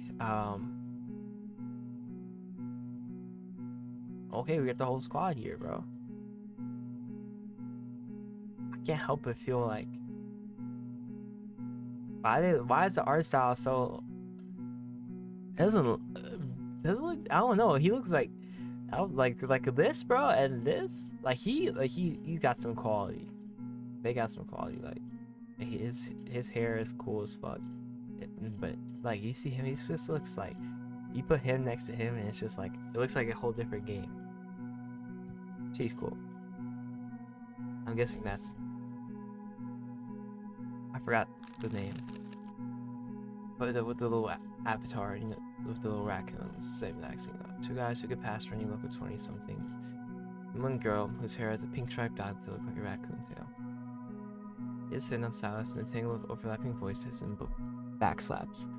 All I can catch are laughs, half-finished sentences, inside jokes flying too fast. I stand awkwardly to the side, offering a small wave. After a moment, the man with the long locks turns my way, flashing a look and a smile. So who is this? We have Gray, we have Wolfsbane. I know who he is. He's a dude who's always like JK, like he was like jokingly serious, but I forgot his name. Hey there. Must be Theo, right? I blink in surprise. Yeah, how'd you know? Lucky guess. Plus I've met damn near everybody from the forum at this point. Jeha? I'm Shape Snatch Main. Jeha. Oops, I view Jiho. No, that's Jiho. Is it? I don't know. This is Genesis. I don't freaking know. Hey. I don't know. Got relay as hell. It's like 1:55 before we realized we were clear on the other side of the fairgrounds. Well, me and Gio picked Genesis. We picked Genesis up for the concert. Longest trek since Mortar. Longest trek since Mortar, my dudes. My dudes. They're every bit as nerdy in person. Maybe more. Wait, I think that's Lottie over there. Who's Lottie? Jeha starts waving with both arms like he's directing the plane onto a runway. I turn and see an elegant-looking girl's feet walking in our direction. Even though she's clearly in a rush, she still has a classy aura. Oh wait, she's gorgeous. Okay, so we got Lottie, Silas, Jeha, Jiho, and Genesis. Okay, I was struggling on that last one. The group erupts into a fresh wave of overlapping greetings. I apologize for being late. I had to navigate a few obligatory conversations before I was allowed to take my leave. She just a dainty necklace before turning to me with an expectant look. I don't believe we've had the pleasure. I'm Lois Bloom online. She extends her hand like we're at a job interview. I'm Theo, or Theo online, whichever. It's very nice to meet you. Lottie looks around the group. Her eyes, I feel like Genesis would fit her and Lottie would fit her. Is that crazy to say? I feel like they would, like, name swaps would fit perfectly. Her eyes doing a quick head count. Is everyone here? We're all, what the fuck? We're all here. A voice materialized at my shoulder, born of air itself. Very cool. They're hot though, I'm not gonna lie. I'm guessing that's a dude. The person standing there is thin as a reed, almost translucent. There's a few scars on his face that are almost impossible to ignore. While donning a big, dull-looking hoodie despite the sun being out on all of us. I look up at everyone else. They all seem frozen. The chatter from the people surrounding us is almost baffling. Who is you? Are you God's disciple? Finally, J-Hub breaks his silence, voice loud over the din. And you are... Oh my god, he's hot too. They're hot too, bro. I knew I was prying for the right one. He's like, God's disciple. He definitely said it with like aura and shit. Real name? Kane. Oh, that fits him so well. Turns to me and nods his head slightly, as if he already knows who I am. He leans toward J-Hub, not quite whispering. Anybody know he was showing up? Not me. Nope. Group members each other. The group members each other conspicuous gaze. What the fuck? Glances. Why they acting so weird, bro? He got that shit on, bro. You got that shit on. Then she leans a little closer to me, raising her voice. So how long did it take you to... A pack of shrieking kids barrels past, almost bowling her sideways. Get here, she finishes, much louder, her voice cracking from the effort. Not too long. The bus was empty. Did y'all see the person with the blender roars life at the smoothie cart 10 feet away, swallowing his words? So is this everyone? Yeah. Yeah, I think it's everyone, right? Yeah. Blender roars life at the smoothie cart 10 feet away, swallowing his words. With the what? He shouts, cupping his hands around his mouth. He mimes big hair and wings, his face turning a frustrated shade of red. Yeah, I'm all jumbled up, bro. It's gonna take me a while to settle down. There's so many people. Is that a Mothman? No, it's the... never mind. It doesn't matter. Someone jostles me from behind. I stumble forward, nearly crashing into Genesis, who yelps and grabs my arm. Are you okay? People are like bumper cars today. Yeah, sorry, it's... The vendor starts screaming about ice-cold lemonade with a megaphone directly to our left. Okay. It's fine. What? I said it's fine. She squints, then nods, and let's go. We stand there, all of us caught in this weird bubble of noise, where trying to talk feels like screaming to a hurricane.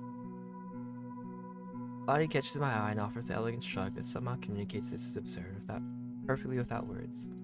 Genesis has gone quiet again, head tilted down, thumb rubbing nervously over the side of her finger in the same spot over and over. Despite how talkative she is online, she seems really shy, almost overwhelmed in person. Silas seems to notice the way Genesis is shrinking into herself. He clears his throat. It's too loud. There's a cafe nearby. It'll be easier to talk there. He doesn't wait for a vote and starts walking, leading the way through the thicket of people. We all follow without a fuss. Ding, ding, ding. I feel eyes on my back and look over my shoulder. Anya's looking directly at me.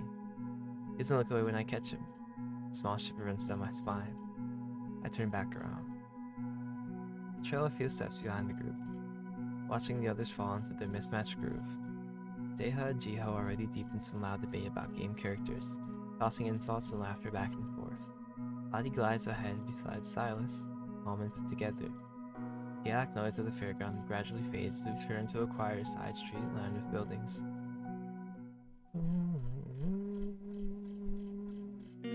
Dea pushes open the glass door. A wave of cool air washes over us.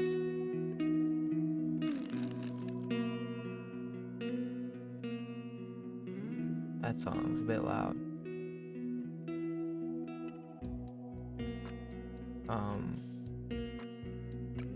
It's a relief, like stepping into someone's well-loved living room instead of a business. Cafe seems welcoming. Wood table. Oh, sorry. Oh. Wooden tables, local art on the walls. A few pieces of festive moth and motifs. Acoustic guitars of folk hits from last few years shift softly from overhead speakers. Lights are warm. Nice change for the beaming sun that's been trying to melt my skin off all afternoon. Whoa, this place is sick. Yo spins in a slow circle, taking in the exposed brick and the chalkboard menu written in bubbly letters. I thought we'd every spot in a 20-mile radius. Remember the one in Huntington with the creepy dog collection? How'd we miss this? We're losing our spark. Bro, we walked right past it, for however long it's been established. Certified idiots. We should be ashamed. Certified. Give up fist with a level of solemnity, usually reserved for state funerals. Dorks. Everyone drifts toward the counter. Hang back a little, not all that willing to spend cash on coffee I don't need. Silas notices. Nothing gets past him, it seems. Are you getting anything? Are you offering to buy, kid? Nah, that's so rude. Nah, I'm good. You sure? There's always next time. I'll live. I don't know, I kinda wanna save that.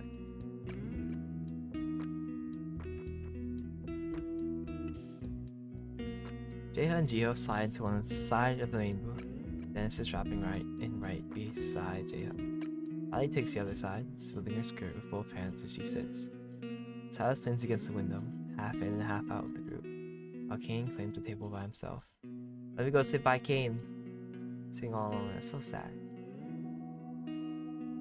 Look at him, so cute. He's hot as fuck. Oh my god. My gaze lands on Kane. He could be considered a bit of an anomaly in the otherwise cheerful group. But then again, so could I. He turns over a leather-bound notebook, his pen moving in spiky jerks. Scratches are almost violent in the economy, if he's transcribing something rather than trading. I squint, trying to make out whatever he's scribbling. Diagrams.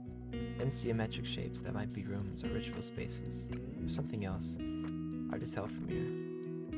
I'm not surprised. He's exactly this high strung online too. Mind if I sit down? Hey, mind if I sit down with you? It's a free country, supposedly. He doesn't look up. The pen keeps moving. If you wish to subject yourself to the proximity of my existence, that is your cross to bear. His voice is dry, raspy like dead leaves crunching on their boot. Okay, I gotta try my best. Slide into the seat across from him anyway, a bit intrigued. Up close, the scars on his face are more prominent than I realized. They aren't clean surgical lines. They look earned, scratched out and scrambled. His skin has that grayish pallor of someone who doesn't see the sun much, doesn't sleep. Probably not the politest thing to stare at. His pen keeps moving, like he's trying to finish the thought before acknowledging I exist. We talked online for a bit. My handles the... I'm aware. Your syntax is distinctive. The hell is that supposed to mean? He tilts his head slightly. You look different than I expected. Most people with your interests usually dress with more theatricality. You look normal? I was going to say unremarkable. Wow, I'll take that as a compliment. You don't look too remarkable yourself. Not looks wise. I'll take that as a compliment. Go ahead. So, I'm Theo, by the way, in case you didn't catch it earlier. I heard you the first time. Right. In your Cain, God's disciple? You knew that already. Yeah, but why repeat it? Yeesh. Okay. So we're doing this the hard way. His skin looks sallow under this light, almost gray, like I'm speaking to a corpse from centuries past. Does he ever see the sun? Does he ever want to? What's with the shepherd's eye thing? I saw her status in the chat room. Shepherd's eye. Is that a project or something? Cain straightens his posture as much as his hunched shoulders allow.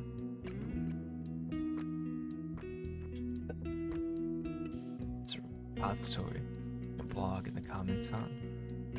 I use it to archive things in general public if too distracted to catalog. What? Browser blog, common tongue. Okay.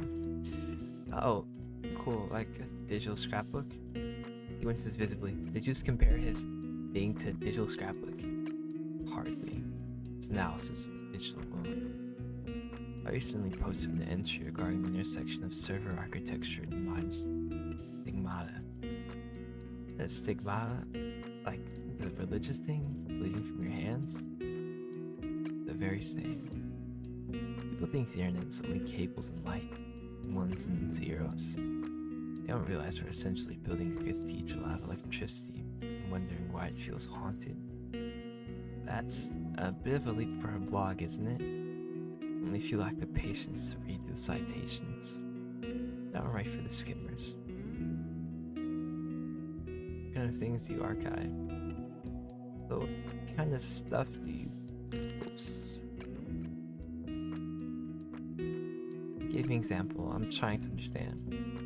Taps his pen, thinking.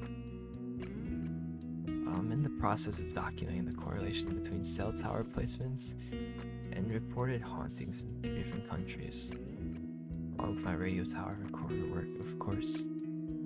And you found a connection?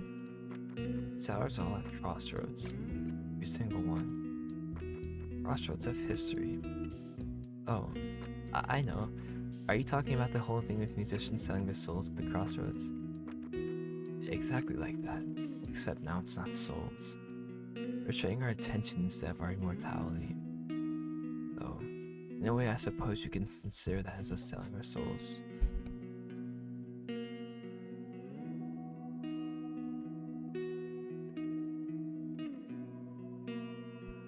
As well. He's totally bonkers. He might be onto something. Let him cook.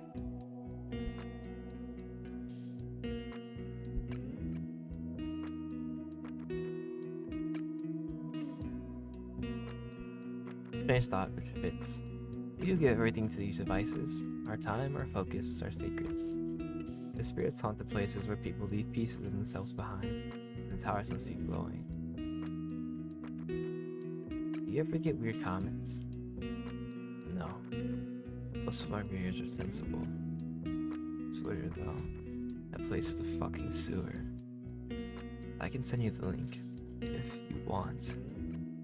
Yeah. I might take you up on that. A metallic crash echoes from the counter. Some barista probably dropped a tray of spoons. The sound makes Cain practically levitate out of his chair. He glares at the counter. Dude, I freaking... But that is exactly how I feel, dude. Like, bro. A couple of weeks ago, the power went out at my job, bro. And like I was washing dishes, like just was like minding my own business. My coworker comes through and he's like pulling all the dishes to sanitizer wire. And he's just clashing the metal like so loud. And we were jumping up and like covering my ears trying to escape it. Bro. I hate loud sounds, bro. Besides like a 2-hour concert, I'd go for that.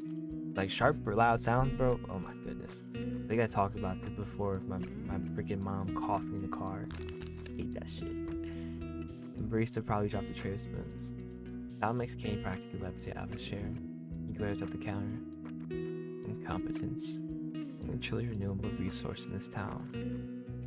Before I can even offer a bless you for his blood pressure, the shadow stretches across the table. It's Jeha. He's got a wide, effortless grin that makes me feel like I'm standing too close to a sun lamp. Yo! You. There you are.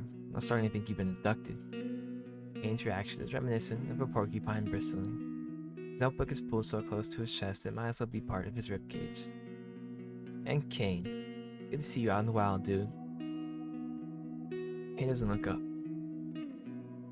You're good to see me. Sounds a lot like you forgot. Like I forgot you existed 2 seconds ago. A little bit of the light goes out of Jeha's eyes, but he bounces back. He's resilient, I'll give him that. I'm not here to extract anyone.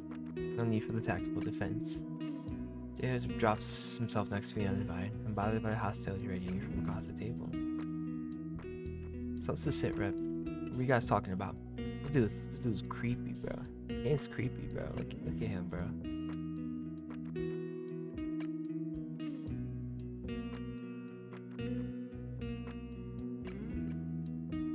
Go Shao, governments.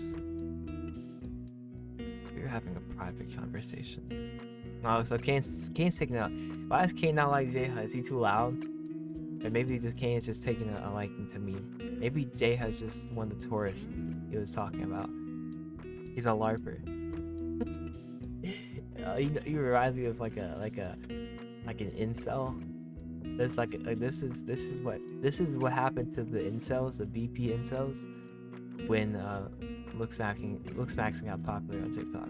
This is them right here.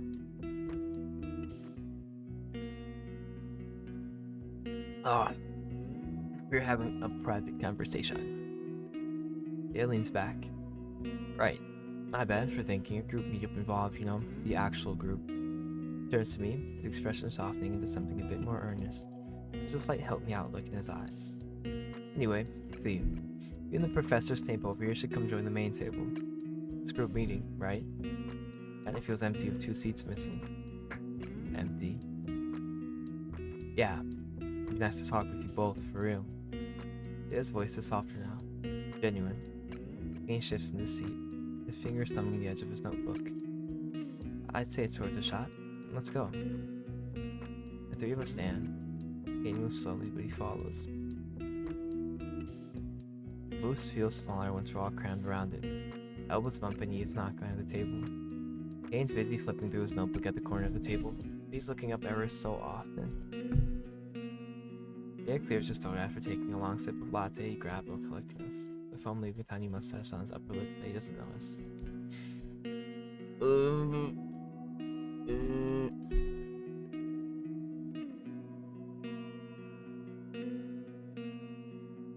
Can you stop sending this, bro? God. What are we thinking next for the next exploration? We gotta top the last one, no pressure. Oh, we're going like a little export. Oh, that's cool. I didn't even think about that. Oh yeah, we did say we were gonna meet like that was me. That was me just rambling. We could camp out in the woods at night, see if we see anything crazy. Jill leans forward a bit, directing the next part toward the corner of the table. Dane, you know this woods better than any of us, I think. You ever see anything weird out there at night? No response. Kane keeps writing. For a split second, his eyes flick up, staring straight at me. What's up with you, Kane? What, you got something to say, bro? Looks back down. Okay, then. I'm not camping out in the middle of nowhere. Says it flatly. No room for negotiation. What would we even be looking for? Need a mission objective here. Those freaky humanoid things people apparently see in the woods at night. Skinwalkers? Like the deer that slowly starts to look human the longer you look at them? Or those human figures that look pale and run on all fours? You're like, this would be a good idea. Like I would not mind doing this, bro. But then again, I was telling y'all, I said something like bro, bears and coyotes and mountain lions and shit, bro. Y'all gotta be I'm never going in the wild unless I'm equipped, I'm prepared, bro. I'm sorry, I'm just not doing it. You receive nothing but puzzled looks from everyone sitting around them. I don't know if I want to see that. I like sleeping, thanks. That's idiotic. His appearances in forest areas spike every summer. People go in and they don't come out the same. I've got a point. Well, there's other weird stuff too, not just creatures like random staircases in the middle of nowhere. Stairs? Like, just stairs? Yeah, middle of the woods, no building anywhere near them, just stairs going up to nothing. So we're all supposed to stay up all night looking for deer and haunted staircases. We would be taking turns staying on watch. Standard camping protocol. Yeah. No. Last thing I need is my mom putting up missing posters with my ugly yearbook photo. Yeah, that's kind of stupid. What if we explore an abandoned building instead? Buddy sets her teacup down. There's no hotel a little north of here. Boarded up since the late 80s. The architecture alone is worth seeing, all the grandeur, and the history. Oh yeah, that one for newest episode of Seeking the Unseen. That was some creepy stuff. Footage they got from the ballroom was some crazy shit. Seeking the Unseen. I don't know, bro. He's just like, dude was like, he's staring into my soul, bro. Cause he's like right in the middle of the screen. I can't not see him. The series of videos I'm moved to by a pair of dudes. Every week they help random haunted spots around America. Pretty well done, actually. I wish they did a meet and greet. Yo, get off my monitor, bro. Lottie looks a bit shy. Cheeks faintly red. Exactly. Lottie or Genesis are barely talking, bro. Say something. Yes, I enjoy their videos. They're well researched. But if there are other people there though, like actual people, you gotta think about, if you ever do like urban exploration, you have to think about like homeless people, crazy people, druggy people. You're okay with humanoid creatures in the woods, jolly-lined strangers in abandoned buildings. What if there's strangers that can fight? I can't fight a stranger. I have noodle arms. Silas rolls his eyes. Humanoid creatures can't fight. What's your logic here? Hello? If they get me, they'll be fast and easy to death. Probably. It's way more epic to get wiped by supernatural forces. If we did an abandoned building, I think we'd have to wear proper gear. The hotel's built in the 1920s. There's almost certainly asbestos in the insulation and floor tiles. Gloves too. You know what kind of mold or bacteria has been growing in there for 20 years.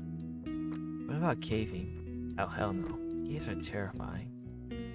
I'd really rather we refrain from cave exploration. It was tightened slightly.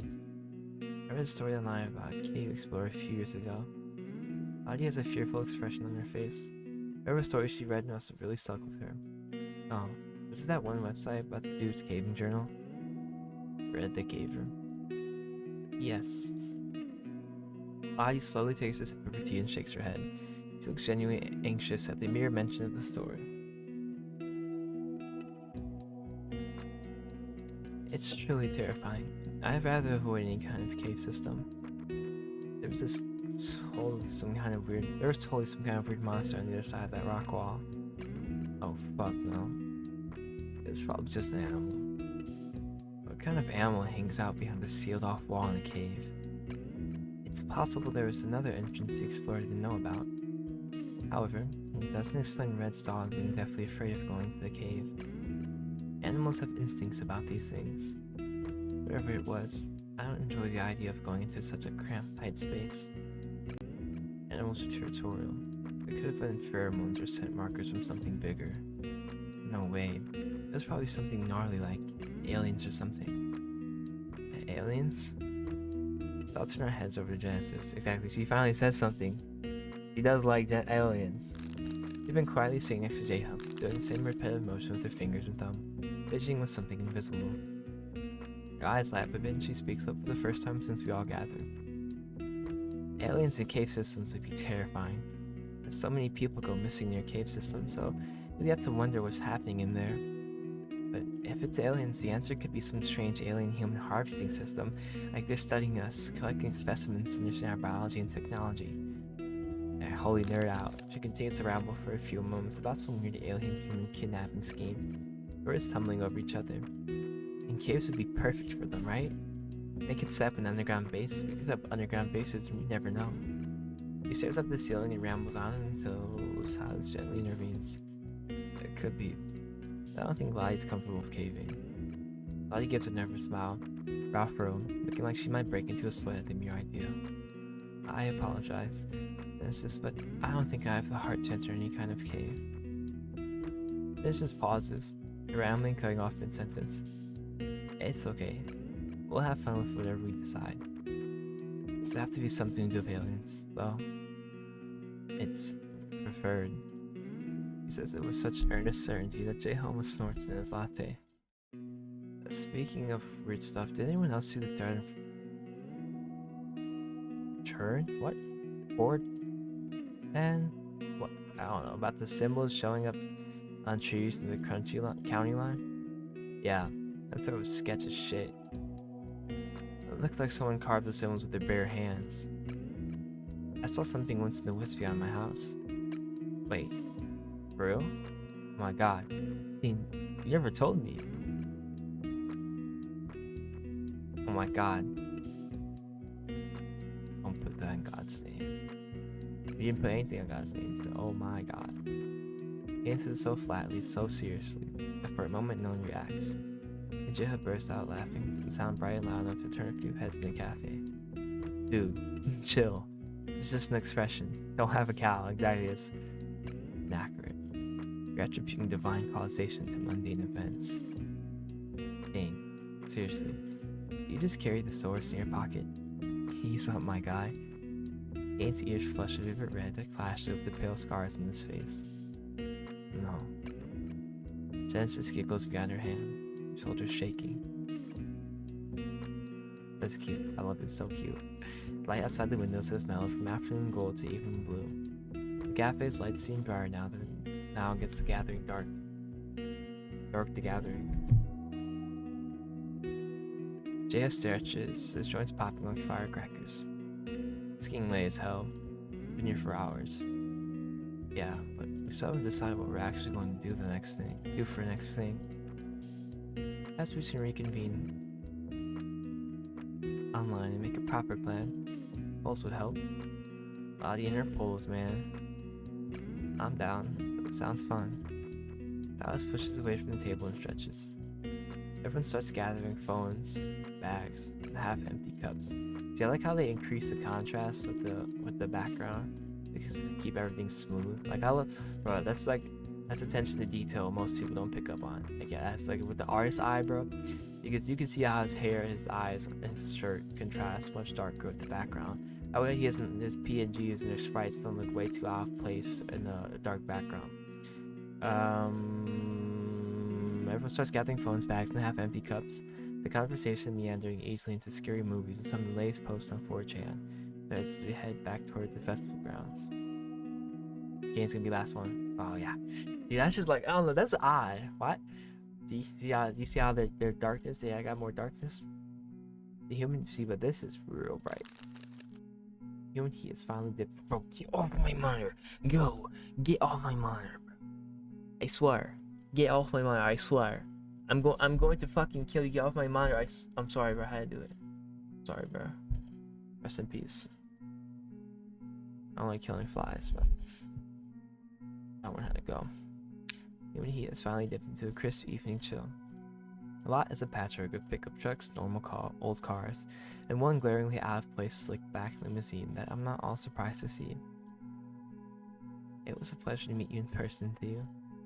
I'll post the preliminary polls in the group chat once I get home. Get home safely, everyone. She offers a small, elegant wave before slipping into the back of the limousine. The door closes with a heavy, expensive thunk. Peace out, Theo. Carpool time. See ya. Bye. He doesn't bother looking at me, or anyone else really. One by one, car doors slam. Headlights cut through the blue evening haze as engines rumble to life. Taillights streak toward the main road, red eyes ebbing into the distance. I stand by the bus stop sign, the metal cold against my back, watching them go. The crunch of gravel doesn't stop though. You're not going home? The bus isn't even for another 20 minutes. You gonna stay with me? That'd be awesome if you stay with me. promised Mr. Chiang I'd help her break down the booth at the end of the night and have her hauling those crates along. Shouldn't Gray handle that? He shrugs. You walking? No, I took the fare bus earlier, but I think it stopped running. Gotta catch the city bus at the stop down the road. It's only about a 10-minute walk from here. 10 minutes is plenty of time for something to go sideways around here. Keep your head on straight. I'll be fine. I don't know, bro. He huffs. Yeah, just don't be a hero. There with you. I don't know. I better not get ran up on by Kane or something.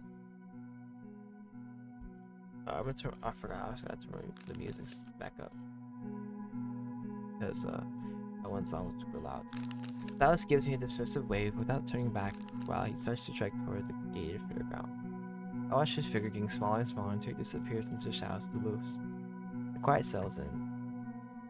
My legs are so sore. You set them up. My fingers brush against the crumpled receipt from the bakery stall. I pull it out, mostly just to have something to do with my hands. Weird. Paper feels oddly thick. See, what's up with paper? And start unfolding it. And 2 crumpled dollar bills alongside a few coins tumble out.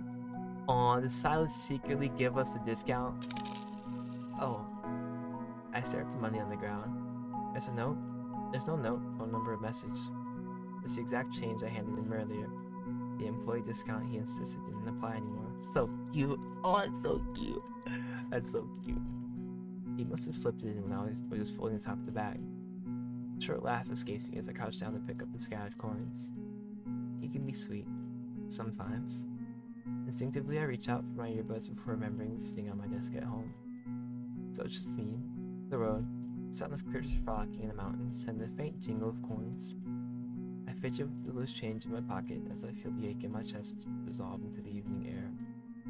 Walking home alone doesn't feel melancholic tonight. It feels peaceful. I catch myself smiling, replaying moments of the afternoon. For the first time in a long while, the world feels a little kinder.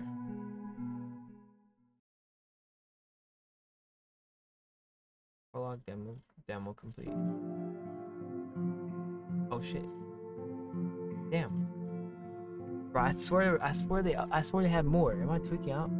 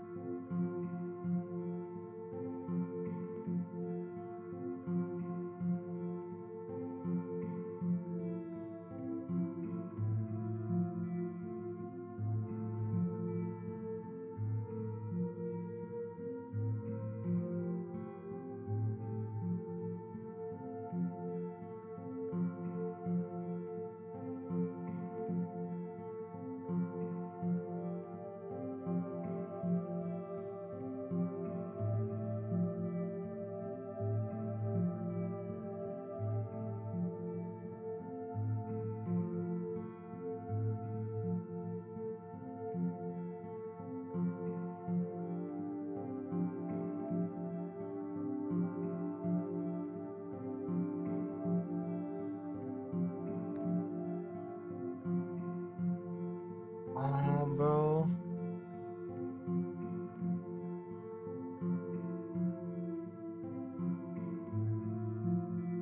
Well, I guess we do have more options, so. Bro, I hate dipping into these games like that, bro. Because, see, like. Okay, well, let's start from the beginning. What if I don't? Nah. Ghost Hunting Club? What am I, 12? I look around for a bit, but there's nothing of actual value on the bulletin board. I deflate a little. The country bus shrieks to a halt in front of me, its engine exhaling a cloud of warm air. Yeah, okay. Okay, I guess what's the difference then? We're gonna find out. So, I found a seat. Last time, so let's stand near the back. I grab a chrome pole near the rear doors, hooking my arm through it for balance as the bus totters forward. Swaying with the bus's motion, I stare out the window near the back door. The sun prickles into my eyes as I take in the world. I can't hold back a jaw-cracking yawn, hiding my face in the crook of my arm for a moment. To my left, a young girl is absorbed in what looks to be a tired paperback.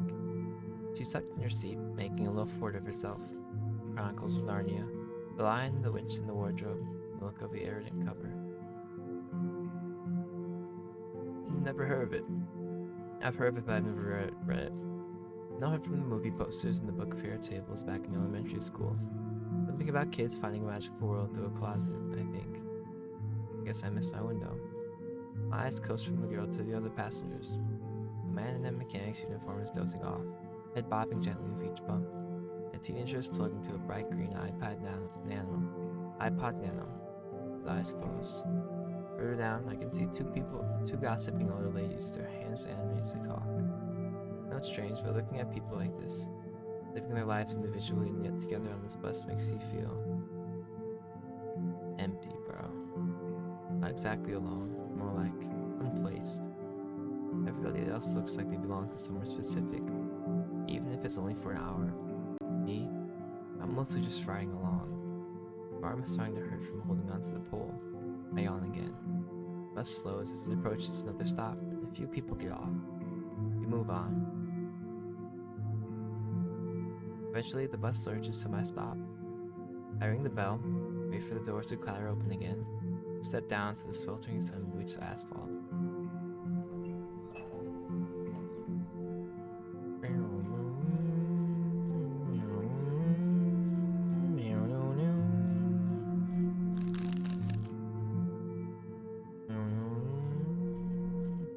So humid.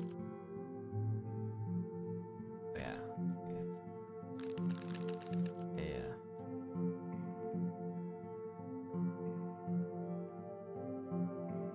This time it's no cat, or if it is, a rabbit or a particularly large squirrel. It vanishes into the weeds before I can get a good look. There's no cat this time. The houses on my block are all very news. Yeah. Go straight to my room. Wow, no pantry this time? Yeah, well, now we don't have the website, so what are we even gonna do? What are we even gonna do? I don't bother with dinner or with changing. I crawl into bed, fill my clothes from class, and pull the blanket over my head. The room darkens as the sun sets, and I fall asleep. Next day is more or less the same. The day after that, weeks slide by without anything substantial sticking to them. I open my computer most mornings, refresh the same job sites, and send out applications after applications. The rejections still arrive in batches, with my name misspelled half the time. I scroll through social media sometimes. My high school friends post beach trips, new apartments in big cities, photos of them in work uniforms, and occasional photos with the caption about how fast time is flying. Stop checking the mail. It's mostly catalogs, furniture I can't afford. Nights are difficult. Van clicks once every few rotations, while crickets do the thing outside. And cars pass in the main road every 10 minutes or so. I lie there listening until I become nothing. Sometimes I think about calling someone. The thought of explaining why I'm calling in the first place makes my throat close, so I don't. Days keep coming. Nothing changes. Eventually, stop expecting it to. Bad ending and stuck in time. Well, that's an ending. So we're gonna load up from the start again. There's a dude. Hopefully just keep walking. Bus won't wait forever. Keep walking toward the stop, leaving the bulletin board and his flyers behind. Let's forget to get as much as leads to the same ending, right? I find a seat. Try to zone out now. Yeah, maybe I should have taken a tab off that weird flyer after all.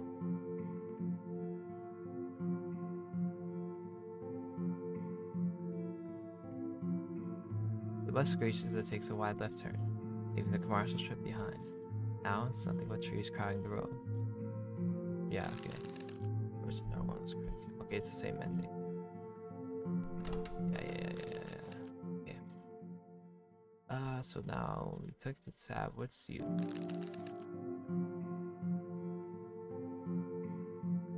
I want to. No, it's load. No, load, just load. Okay. I want to take the thing. Turbo tab, yeah. And I want to find a seed. And I want to eavesdrop this time. I focus on my own reflection. If the talk is like a radio left on in another room, bits and pieces of the conversation managed to reach me.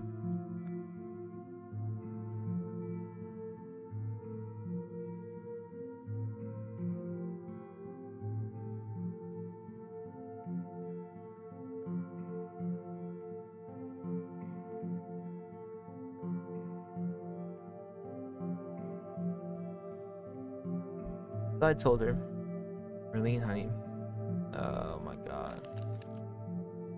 Not keep pouring that grease down the drain like that.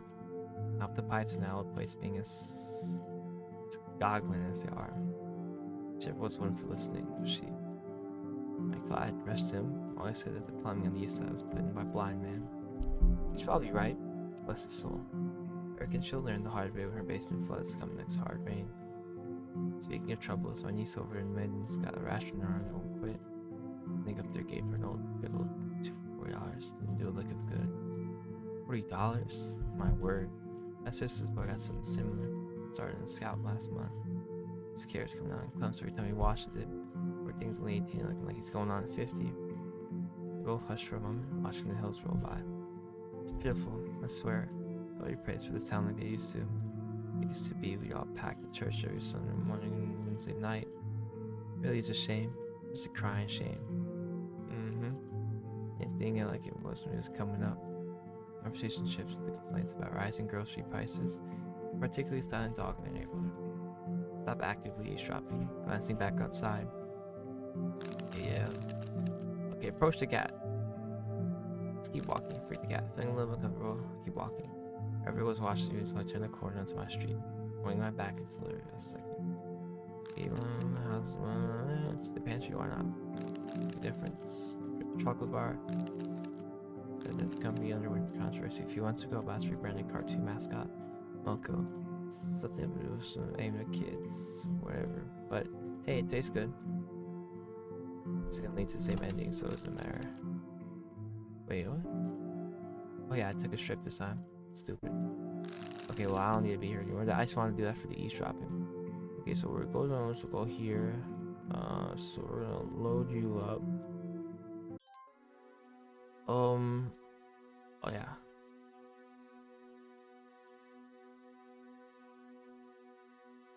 I swear I'm texting God this second.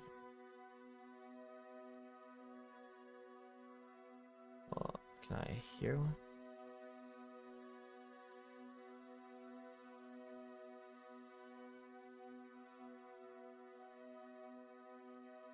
Hurry up, bruh.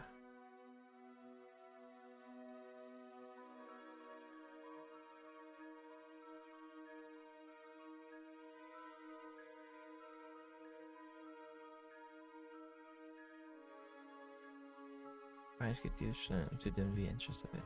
Thank you. Try to stay solid. You dream of a long empty quarter, don't follow the figure at the end, Samir.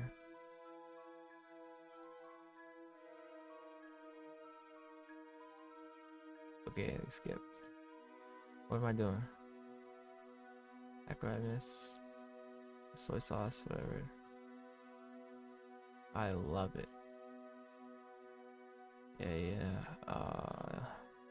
Sweets. Band playing, whatever. Chat doing those soft pink sounds. Yep.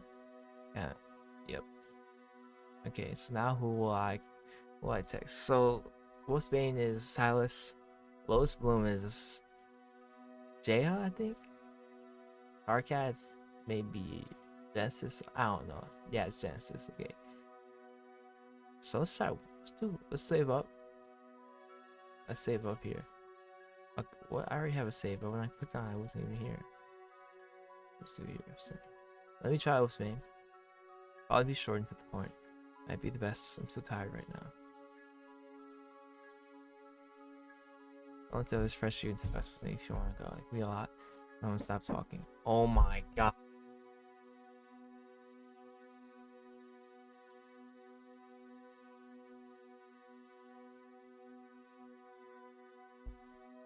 Trust me, last thing anyone needs is another person fake smiling through the conversation. Then get ready now, right? Oh wait, I saw skip on. Let me stop. How you turn it off, bro?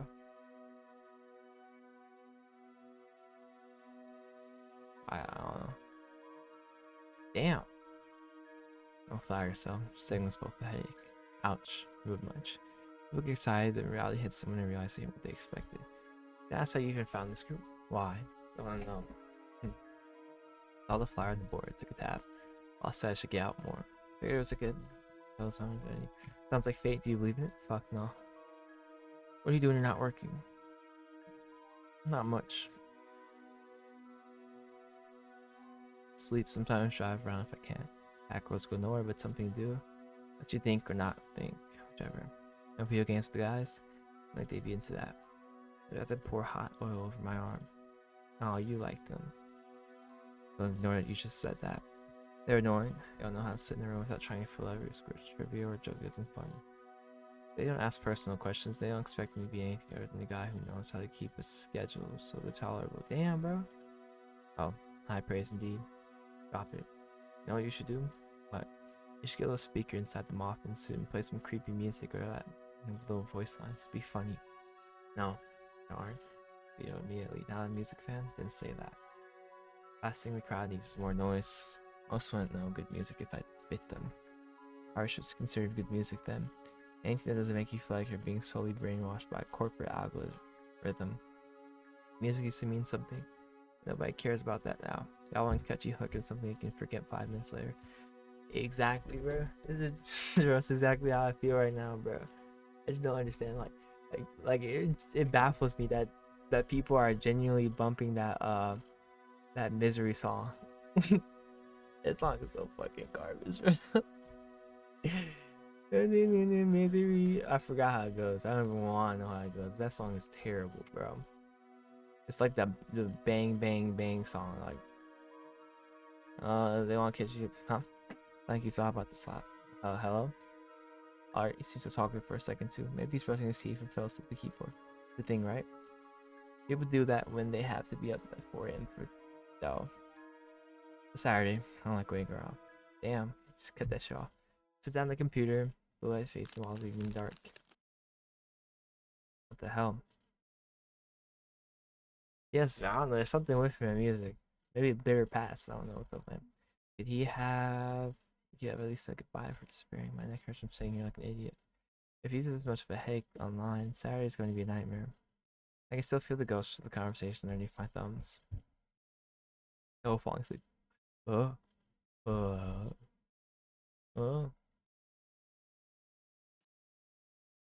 yeah, okay. Suddenly it was the weekend. Okay.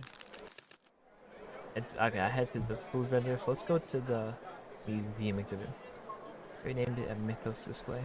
Oh. Well, either way, it's gotta be air conditioned.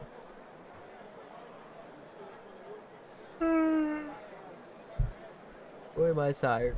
I'm gonna smell it. I don't even care. I'm gonna eat this man reporting, bro. It's a cheesecake.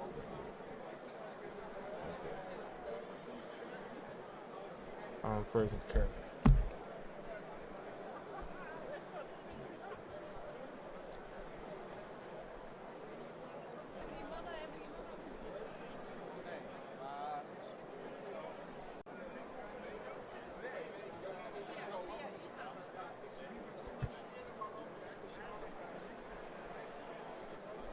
Okay, I'm not cutting that out either. So, whoever pauses, bro, I have to deal with it. I slip away from the main drag toward the brick building at the field's edge. The brick of the building are all rounded and worn down. Ivy crawling up one side is trying to sink the whole place back into the earth, where it likely belongs.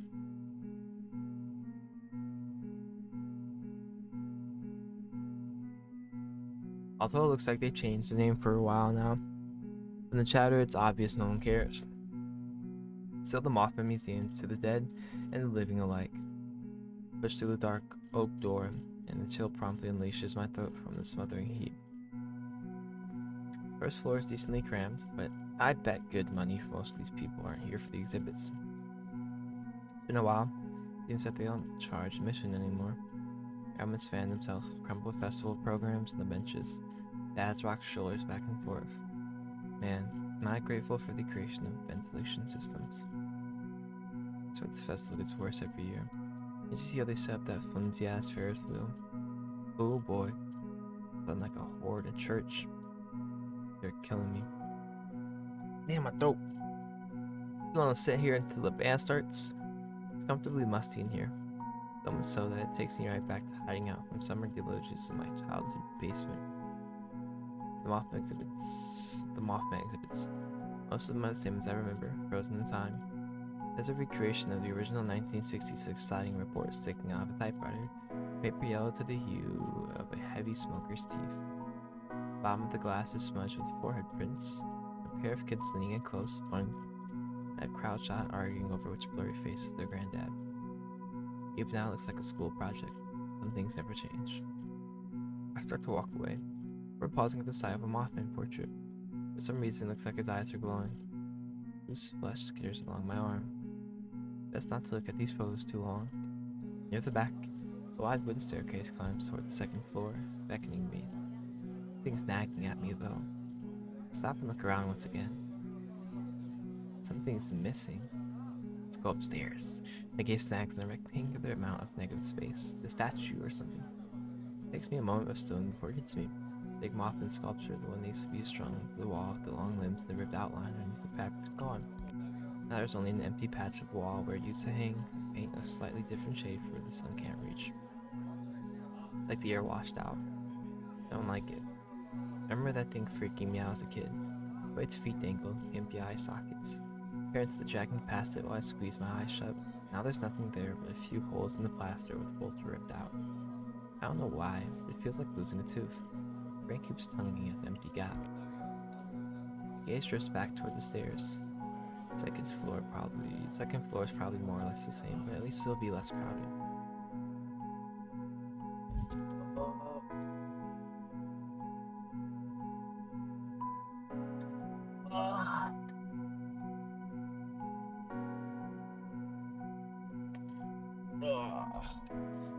So we got some art. So we got some art, like an actual background. So we're probably gonna see. We're gonna run into somebody, right? Right? Who are we gonna run into? It turns out it's completely empty. The exhibits are intact, though riddled with grime. There's nobody else here. I look back at the landing. Did I miss the staff-only sign? Surely they have a red rope or something. After loitering around, expecting some random in a volunteer vest to come yelling at me, my feet carry me deeper into the realm of the unknown. Someone's behind me, bro. It's creaking. Hope I could find some sort of seating area. Around the corner to the next gallery, staring at my feet. Bump. Oh my goodness, bro. Listen, I chose the right one, bro. Goodness golly, bro. Only to nearly trip over my own shadow. The person standing by one of the glass cases, roughly my age maybe. I can't be sure. His hands locked together. Natural light from above captures him inordinately.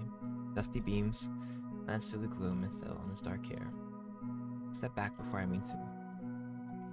He flinches, his head snapping up as rubber squeaks against the wood. He looks back down at the display, shoulders tight, pulling me out of existence. So probably walk away. My feet won't move. You're here. The cold draft in the room feathers the back of my neck. My stomach drops straight to the floor. How do you know my name? He uses the same handle on my face. 90 seconds. How embarrassingly easy. Wait, but how do you know, like, how can you put the name to the face to the name? Like, what? Embarrassingly easy to make it. I didn't even say anything. Reckless. I don't know. Kane, you're throwing me off, bro. Like, I could excuse it at first, because like, I don't, because it seems like it's. Oh, because I don't know, because before, like, they were all surprised when they saw him, And they didn't know who he was either. I mean, they hadn't seen him before. So how did he know my name the first time? Like, he looked at me, he knew I was Theo. Theo could have been anyone. Oh, it's someone from Haunted. It's creepy. Why? Either way, that's insane. Exactly. What could you have even gotten out of looking me up? Oh, he looked me up. Oh, he knows, like, look up what? Like, dark web looked me up? Like, what? Could you have possibly gotten out of looking me up? Insurance. The internet is a breeding ground for parasites and middle-aged degenerates. I was only confirming you weren't a redundant waste of my time. It says you. I blink. The unprovoked hostility of it all makes me laugh, but it also makes me a bit curious. I see.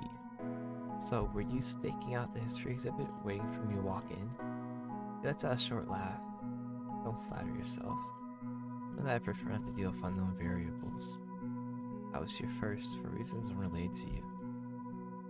Take a slow breath, trying to steady the frantic beating in my chest. Oh my goodness. Maybe. He's a little peculiar, but he's also a neon sign of evidence that the chat room meetup is in fact happening. Has to count for something. For what? The other members seem normal, or at least normal enough. As long as following him leads me to the rest of the group, I can handle this.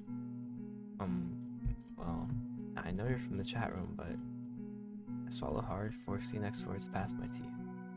Who are you exactly? Hey. I formed to elaborate, but to no avail.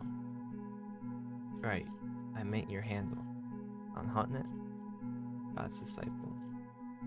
A string of numbers and letters hangs in space between us for a moment.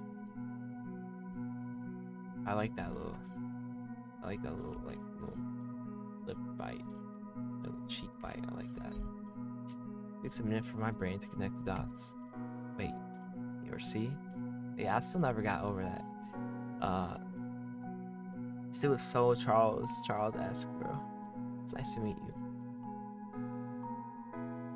It looks at me like I've grown a second head. It is. Yeah, I mean, after everything we talked about online, I was curious what you'd be like in person. All that stuff about networks and brightnesses has stuck with me, so it's kind of cool to bump into you before the meetup. I wonder, dude, this game is so vast, bro. Oh my god. Like, I wonder if it changes if I choose him and then meet him. Like, honestly. With the slouch and the hoodie, you could probably pass for a cryptid yourself. I flashed a smile, trying to keep things light. Fascinating. Next time I'll change my wardrobe to fit whatever weird fantasy you have going on. I also sprouted vestigial wings and a second set of eyes. Nah, bro, you're just fine. Trust me. Or I'm gonna go wild and pay good money for those pictures. On the market. He's hard to talk to. Turns back to the slate case. Which, like me, also simply them seems the conversation swiftly filed away. Hang around now.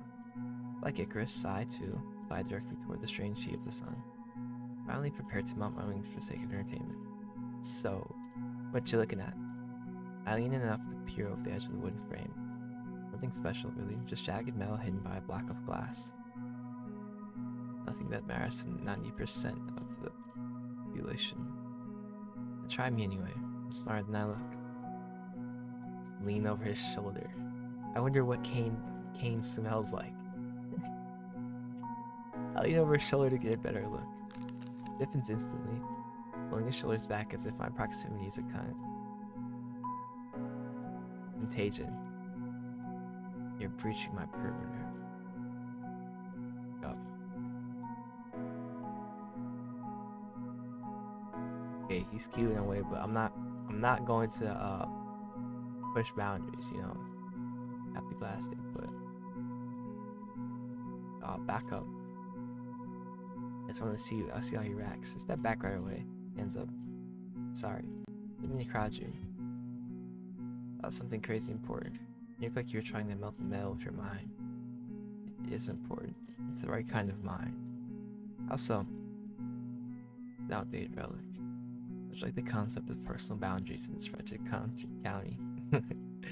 Was that a bad thing, or Kane steps away from the case, his silver cross swinging slightly against his hoodie. Vaughn stepped beside him, albeit as a bit surprised as don't make it lost. This is not how I pictured meeting him. And again, trying to build an accurate image out of the text files and the message board is impossible. We walk in silence for a bit. Too loud in here. Morons. Catches me looking at him, immediately bristles. You good? Looks away swiftly. Like we're two magnets with the same pull stuck at a fixed distance. Neither pulling nor pushing. So quiet in here, you can hear a pin drop. If I don't say something soon, the awkwardness is going to choke me out. Scott's online habits coming around the building. What building? The building we're in? So, more random question. Random thoughts betray a disorganized mind. By all means, thanks for the permission. I've noticed you aren't exactly shy about dropping your opinion, so... yeah, let me see. Let's get a bit into this. Why the C sign off? Why do you sign everything with a C online? I get that's the first letter of your name. Well, yeah. Kane, C, but like, I feel like it's... I never met anyone who exactly, like, he's got, like, watermark everything. It's not exactly common practice. It's not for anyone in our age group. Barrier. Internet invites never here in the amount of familiarity. Text ends, so I leave a marker that shows who wrote it. That's it. Really? There's no secret meaning whatsoever. Single letter works fine. I'm not trying to get popular. All I do is write, sign, post, and log out. That's surprisingly simple for you. I thought you have a whole thesis on it. The second floor remains blissfully empty, with only two of us moving through the floating moats. Bring up sleep. By the way, did you get any rest? You sounded pretty wiped out in the chat room the other night. Dude. Always something to keep track of. Notice and drop off lines, why should I? And come on. You're a human being, not a desktop tower. I'd rather be tired and aware of, over-rested and blind. Push gently. Still, you can't run on fumes forever. Everyone has to crash eventually. I do. I'll deal with it. Until then, I have things to finish. A small furrow deepens between my brows. He should take care of himself better. Who am I to say that? So I'll pass out on the festival grounds, okay? I'm not dragging you to the first aid tent. I'll take that as an advisement. About that white-haired man, yeah, bro, that dude still intrigues me. That dude was looking mythical. Back in the chat, you asked about the guy I bumped into, the one with the paper white hair. So here we go.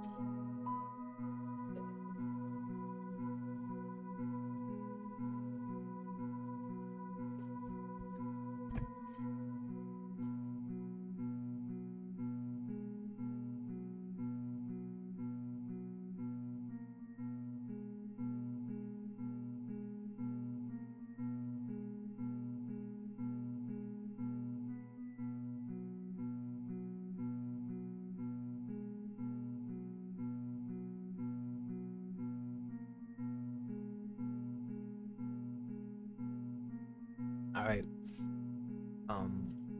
I remembered. I know you explained, but, could you go more into depth?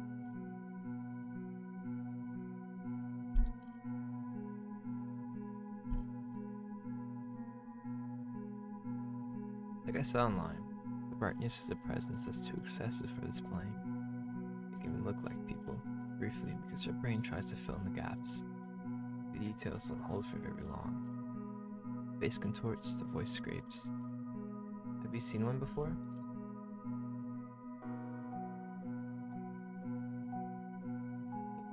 Once. For an ordinary man, that would be enough. White-haired phantom was one of them. Your innocent ghost. Brightnesses are active. They want something, or they want to push you towards something. And what do you think mine wanted? You notice, maybe. Or push you into doing something, but the question is whether noticing them is a good idea. What happened when you saw one? The one from your past? It was cold. Natural. He trails off, his gaze unfocusing, as if he's suddenly seeing something far beyond the dusty museum walls.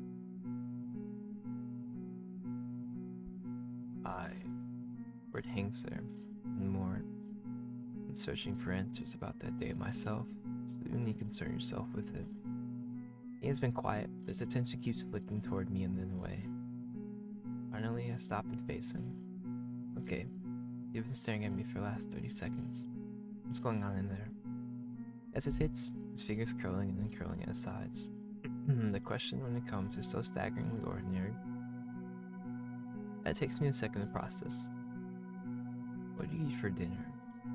I blink. What do I eat or what did I eat? Oh. And laugh my ass off.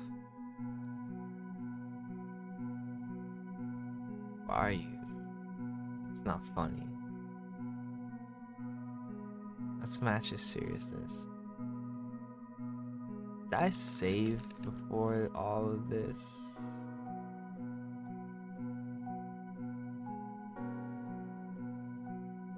No, I totally didn't. So that's fine. We can restart this, reply to him, and then we'll go find him. I appreciate the direct question. Make sure my voice is level. No trace of a laugh almost slipped out. Honestly, usually sweet pastries, macaroons, tarts, parfaits, crepes, maybe a slice of pie if I have it. Or dinner. It brings me joy. Really, what prompted this inquiry? I was thinking of a standard nutrition intake. My own habits are limited. Limited how? I eat the same thing every night. It saves time, but I've been wondering if variety is a universal thing. Sounds like you've been overthinking dinner. It seemed like that's a recurring problem for most of humankind. A ghost of a smile tugs at the corner of my mouth. I don't let it bloom, but I think he catches it anyway. Kane glances away. I wasn't trying to be strange. It just occurred to me. It's alright. Don't beat yourself up for it. We keep moving through the empty galleries, the both of us falling into a quizzical sort of silence. Not awkward, nor is it pleasant. It just is. After a few minutes, Caden slows near the far end of the hall. His eyes flick toward the exit sign above a metal door. This way. I hesitate but follow anyway. The emergency bar protests with a scrape and I push down and open it. Instead of a standard exit, the door opens onto a forgotten fire escape. I have elegant crumbling stone stairs wrapping down the side of a brick building. It all looks so hidden. Mats of ivy choke the iron railings, and patches of green grass push through the cracked stone steps. We descend side by side, our footsteps muffled by the overgrowth. For a few brief moments, the museum walls block out the noise of the festival. The illusion shatters the moment our shoes clear the final step, hanging a lot below. Should we head to the statue now, or do you want to check a few spots first? You're gonna make me walk around this whole place with you, aren't you? Yeah, pretty much, yeah. Shakes his head in disbelief. Even though we're skirting the less crowded edges of the festival grounds, my shirt's sticking to my back. Looking at my collar, I found myself with a museum program I grabbed right before we left. I sneak another glance at Kane. His delicate jaw and soft features. He tears on the edge of androgynous. It's still up, hands deep in his pockets. He isn't sweating at all. How the hell is that possible? It's hot as balls out here. Past sense of airbrushed t-shirts and heart attack inducing fried dough, we dodge through the crowd. Ask about the hoodie. Bro, how am I possibly gonna explore all these options, bro? You know, this is gonna be like 6 hours of footage, bro, on just dialogue, bro. On just dialogue. Ask about the hoodie. Game. If you're looking for food, I'm not stopping. No, not that. It's just, I have sweat from my forehead. Aren't you dying in that hoodie? It's like 90 degrees. He glances out in his hoodie, appearing unbothered. No. What do you mean, no? Look around, everyone's wearing shorts and tank tops, you're in thick cotton. The temperature isn't bothering me. That's squint at him. Biologically out of the question. You're trying to lie, you look tough or something. I have zero incentive to lie to you about something that trivial. You definitely have a portable AC unit somewhere in there. I instinctively take a step closer, raising a hand to jokingly poke his shoulder to check. He sidesteps cleanly before I could touch him. Don't. Oh, sorry. My bad. Just a reflex. But seriously, how are you not passing out? He shrugs, a small tight motion. I've never been sensitive to heat, or to the cold, really. You're like a lizard. So what you're telling me is you're secretly cold-blooded. This whole reptile in human skin. That's not. He stops when he sees my expression. That's an incredibly flawed comparison. I don't know, it fits pretty well. Cold-blooded, likes to stay hidden, kind of blends into the shadows. Stop talking. I stand corrected. A hot-blooded reptile, apparently. Look at you getting all riled up.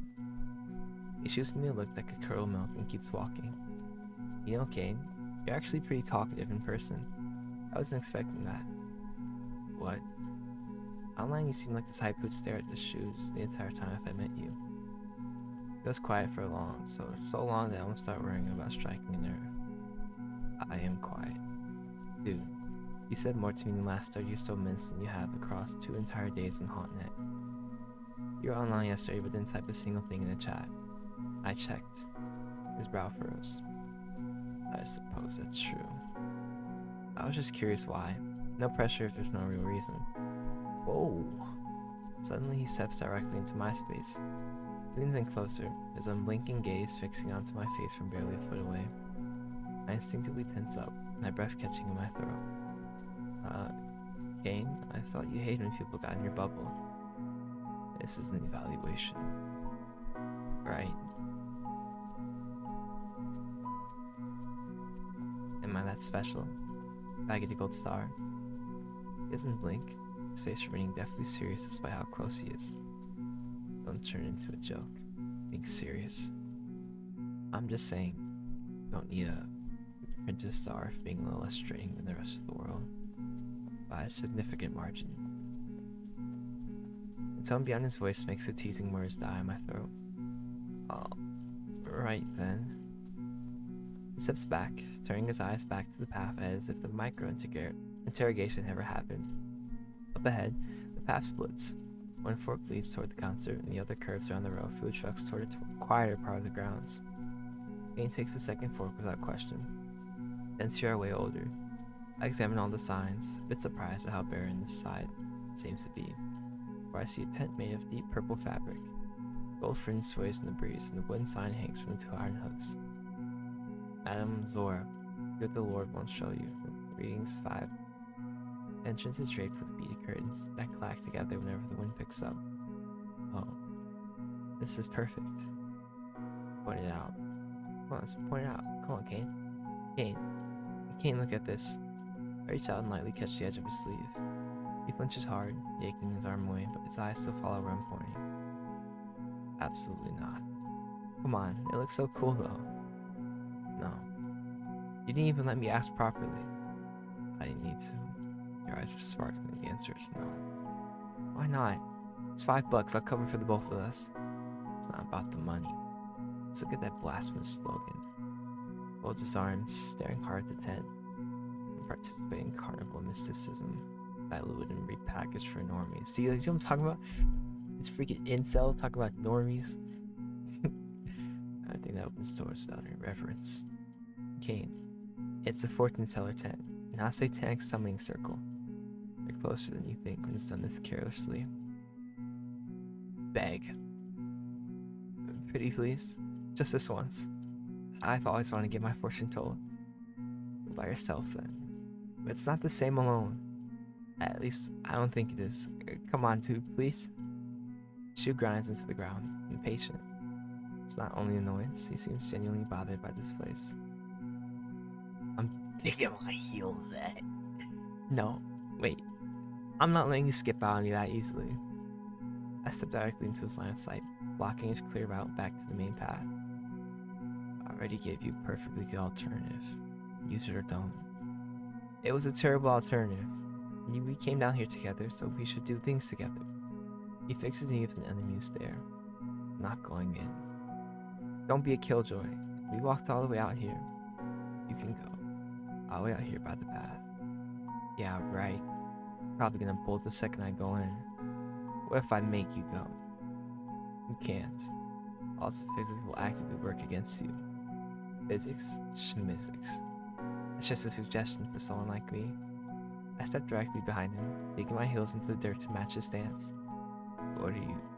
Before he can twist around, I lock my elbows, slam both hands flat against the rough fabric covering his shoulder blades, and shove with everything I've got, which isn't saying much. He doesn't fall, but the unhinged momentum catches him off guard. The sneakers crunch loudly as he's forced to take 2 awkward stumbling steps toward the entrance. What is going on, bro? What is wrong with you? A lot of things. None of which stopping me right now. For a solid 20 seconds, we engage in the world's most ludicrous tug-of-war, except it's push-of-war. I'm sure as hell not losing. My arms are burning from the strain against his shoulders, and the summer sweat drips into my eyes. He isn't throwing elbows or shoving back, but he locks his knees and leans his entire center of gravity backward, using his heels as anchors. How the hell is he doing this? Looks like a stiff breeze could blow him over. He's pushing him. We're pushing him on the other hand. Keep pushing. Heavier than you look. You have in your pockets rocks? More of a pain than I anticipated. Finally, with one last shove that sends me stumbling forward too, Gain's feet move. This is a mistake. This is a complete and total mistake. One final push, he stumbles through the bead curtain in an avalanche of clacking plastic. This is so cute. This is so cute. I love this. Seriously though, like bro, this has been what? Is it gonna be like an hour for each person, bro? It's insane. This is just a prologue too. I tumble in right after him, laughing under my breath. He shoots me a withering glare over his shoulder. Is there a carrot in there? Just stepping inside, suffocating aroma of dried sassafras and sweet tobacco invade my senses. Curtains the color of plums hang on the walls, mixed with strands of beads and a few dried bundles of herbs.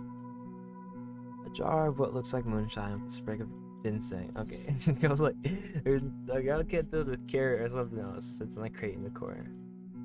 On the table is a crystal ball bordered by a deck of cards and a sputtering tallow candle. Behind the table sits Madame Zora. Her skin is papery and stretched tight over her cheekbones, yet her eyes remain vivid. When she looks up, she smiles brightly. Well now, come on in, young'uns. The spirits don't bite. It's not the ones I get along with. Beside me, Kane freezes. Before I can ask what's wrong, his hand moves in the blur. Forehead, chest, left shoulder, right. Forehead, chest, left shoulder, right. Oh, I guess it's cool. Maybe, I wonder what does it. Well, he has a cross necklace. Is he like what? How is he centered? I'm confused. His lips move silently around the word, a scrap of Latin, before his hand drops back. He gestures so fast that it looks almost like a reflex. Disgusting. He mutters under his breath, more to himself than me. Nothing's over. Let him dig his own grave. I keep my mouth shut. Crossing my arms, I step back and decide to watch the train wreck unfold in real time. They're charging these enormous money to stare into a paperweight and tell them what they want to hear. We're going to get kicked out, aren't we? Nah, I want to see some fierceness from her. Let's go. Lock in, madam. She leans forward, pressing each another lace fingers. And you're standing in my tent, boy. Either you got the dollars, that curiosity is eating at you worse than the copperhead bite. He glares at me. In return, he receives a sweet smile and a thumbs up. Madame Zora has a misty exchange. Her eyes crinkle at the corners as she looks at me. At least your friends here got the right idea. You could learn a thing or two about manners from him. Debatable. Now then, are you all here for a reading or just dripping sweat onto my rug? I do have to return that. A reading, definitely. Before the move can sour any further, I plop down into the nearest chair. The hissing exhale, Kane falls and lowers himself into the remaining one, perching on the very ledge.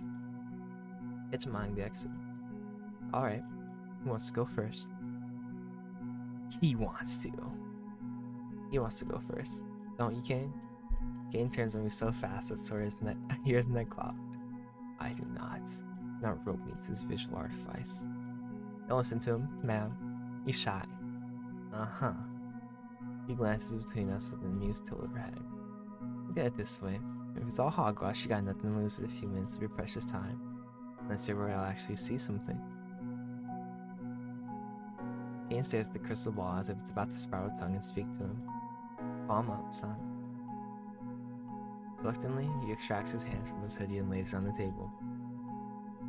His fingers are long and pale, veering unfeminine. The nails bitten down to the quick. Tora takes his hand. Feeling her fingers close around his, she flinches. Got terribly cold hands, boy. Voice circulation. Can we leave now? Zora doesn't let go. Her brows furrow, skin bunching between her eyes. She turns her palm over. Your lines don't run right. They fork where they should, looping back on themselves like a snake eating its own tail. She mutters something under her breath. Her breathing turns shallow and her grip on her hand tightens. Kane grimaces. No. This won't do it all. Your flesh is lying to me. Let me try another way. She abruptly releases his hand, choosing to place both her palms against the sides of her crystal ball. The cloudy, milky surface begins to churn, in a way that reminds me of smoke from a chimney. Kane leans forward. Her eyes are wide, reflecting the pale light. I found myself leaning in too. The candle flame freezes mid-flicker. Dora stares deep into the glass. After a moment, the last drop of warmth drains out of her expression. There's two of you in there, boy. What in the world are you talking about, woman? She doesn't answer him. Her rings clink against the crystal ball.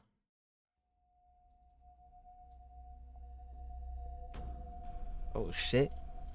Oh crap. What's going on? The words pour out of her in a language I don't recognize, recording in reverse. The candle flares. Someone dumped gasoline on it and dies. Can't move. Heart is pounding. Kane's breathing has gone shallow and fast. I can hear it in the dark, short inhales. Zora's voice dissolves into rapid mumbling. The crystal ball goes transparent, clear as glass, and inside it, I don't know what I'm seeing. A shape. A face? No. Two faces pressed together, double exposure. My rejects the image, refusing to hold it together.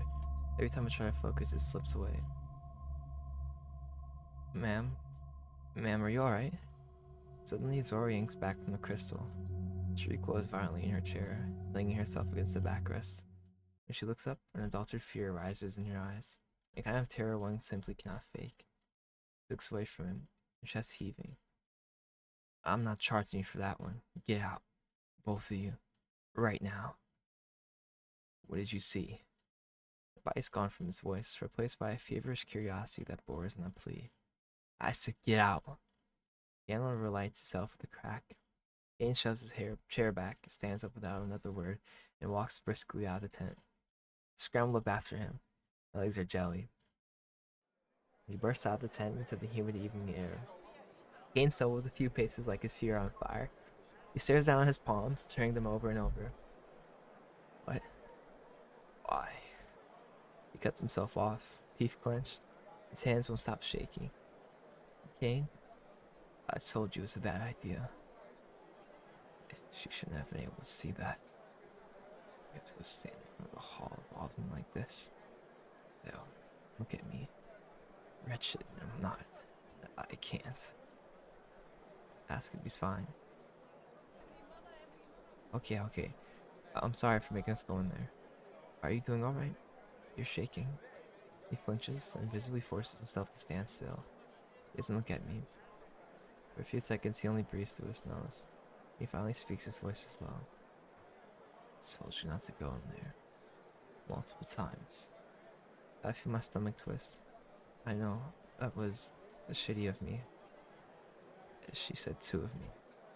She couldn't have it, doesn't make any. He cuts himself off, mashing his hands against his eyes. A jolt. You about to cry? Oh man. I don't know what to say or do, or stealing my nerves, I shake my head. Hey, it's okay. Fortune tellers say bizarre stuff all the time, right? It was probably part of the show. Even as I say it, I don't believe it. In her eyes. Probably. He doesn't sound convinced either. His hands drop and he shoves them back into his pockets, but I can see them trembling through the fabric. Surprisingly, there are no tears in sight. His future's looking passive. You want to talk about it? No. Stay close. Look, I don't know how the others will react, but I'll be right here with you. If anyone's a jerk, I'll say something. I'm not letting you face them alone. But I snapped to mine, searching. Didn't have to do that. I'll need a handler. Good, because I'm not offering to be one. It's just something a friend would do. Something I mean like a friend thing, I guess. Oh no. My face heats up immediately. Wait, not that I'm saying I'm not just claiming that label off knowing like some kind of creep. That'd be weird shit. I barely know you. Making it worse. I clamp my mouth shut, cringing. You don't have to say that just to be nice. I'm not. I wouldn't say that if I didn't mean it. At least a little. Licks down his shoes, fingers flexing in his pockets. Eventually he begins to walk. I fall and step beside him, matching his pace. Neither of us looks at each other. The walk from the fortune teller's tent was uncomfortable. Whatever that lady was trying to do in there, it went way too far. It felt so real.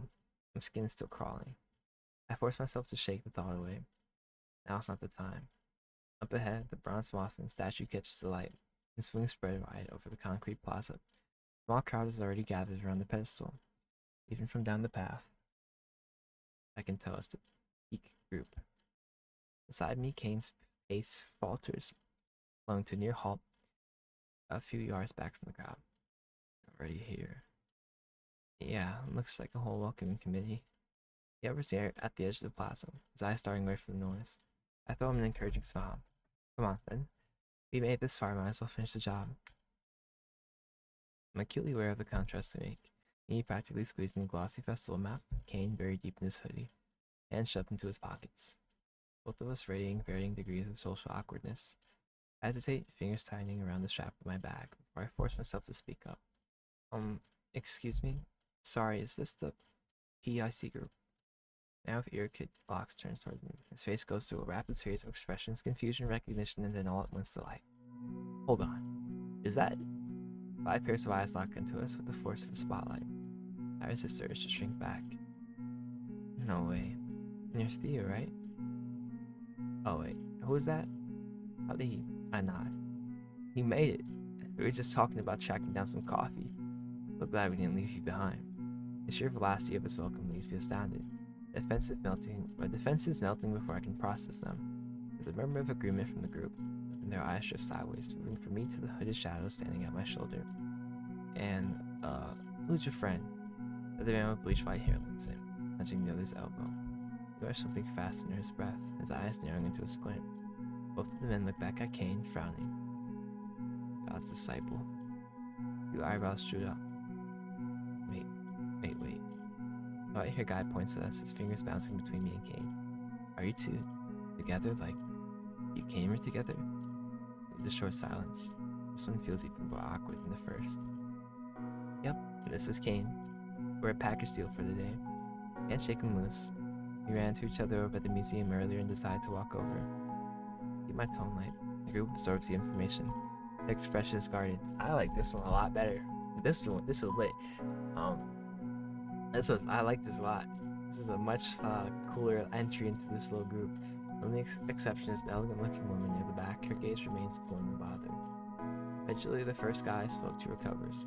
He steps forward with a grin that's only slightly less bright than before, raising a hand. Okay, well, it's time for a proper intro. I'm Dea. Shape, snatch, main, on the forum. Nice to meet you in person, both of you. Slap his hand with a smile. He turns to gesture toward Kane, however, his open palm hand and stare with the empty space between them. Kane doesn't move. Dea's hand drops slowly.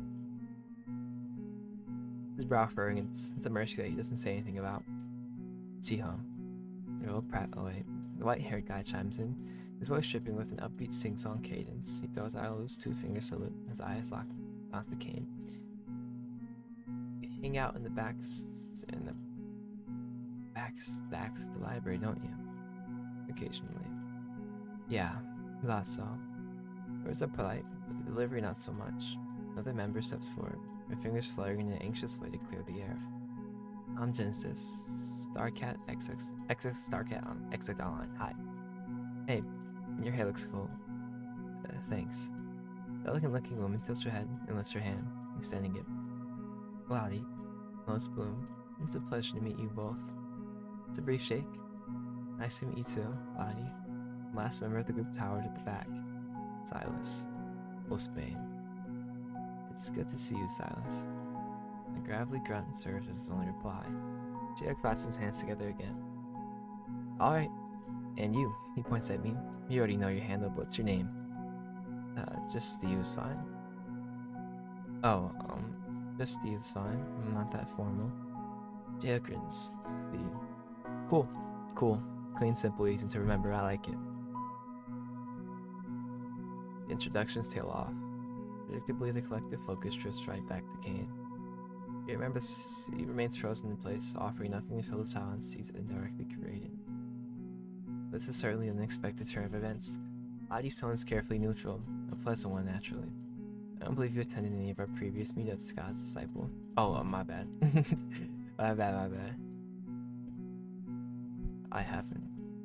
And I'm glad you decided to finally come today. He speaks with such simple sincerity that it catches me off guard.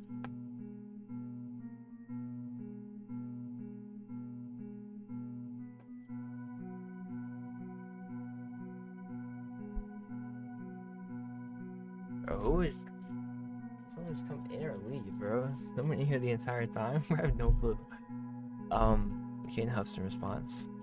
On that note, like I mentioned before, we were just talking about heading to this cafe down the block. Glances up at the sky, squinting against the glare. It's a million times better than standing out here getting slow cooked to oblivion. What do you think? I nod quickly, doing my best to project an aura of well-adjusted human being, even if normal feels meaningless after the bizarre moment in the tent. We're down. A change of scenery sounds perfect.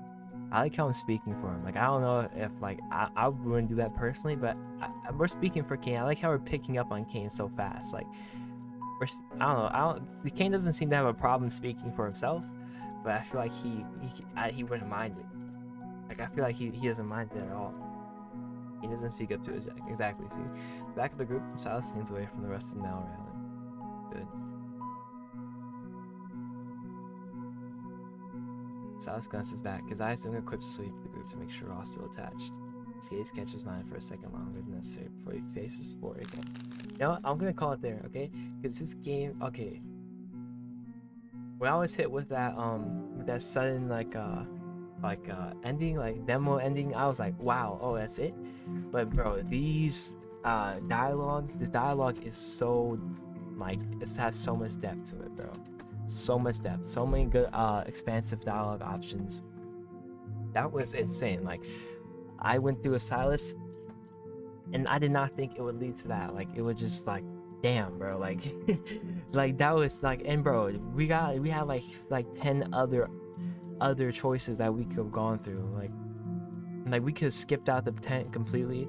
I could have chose to get my reading done first. Like, there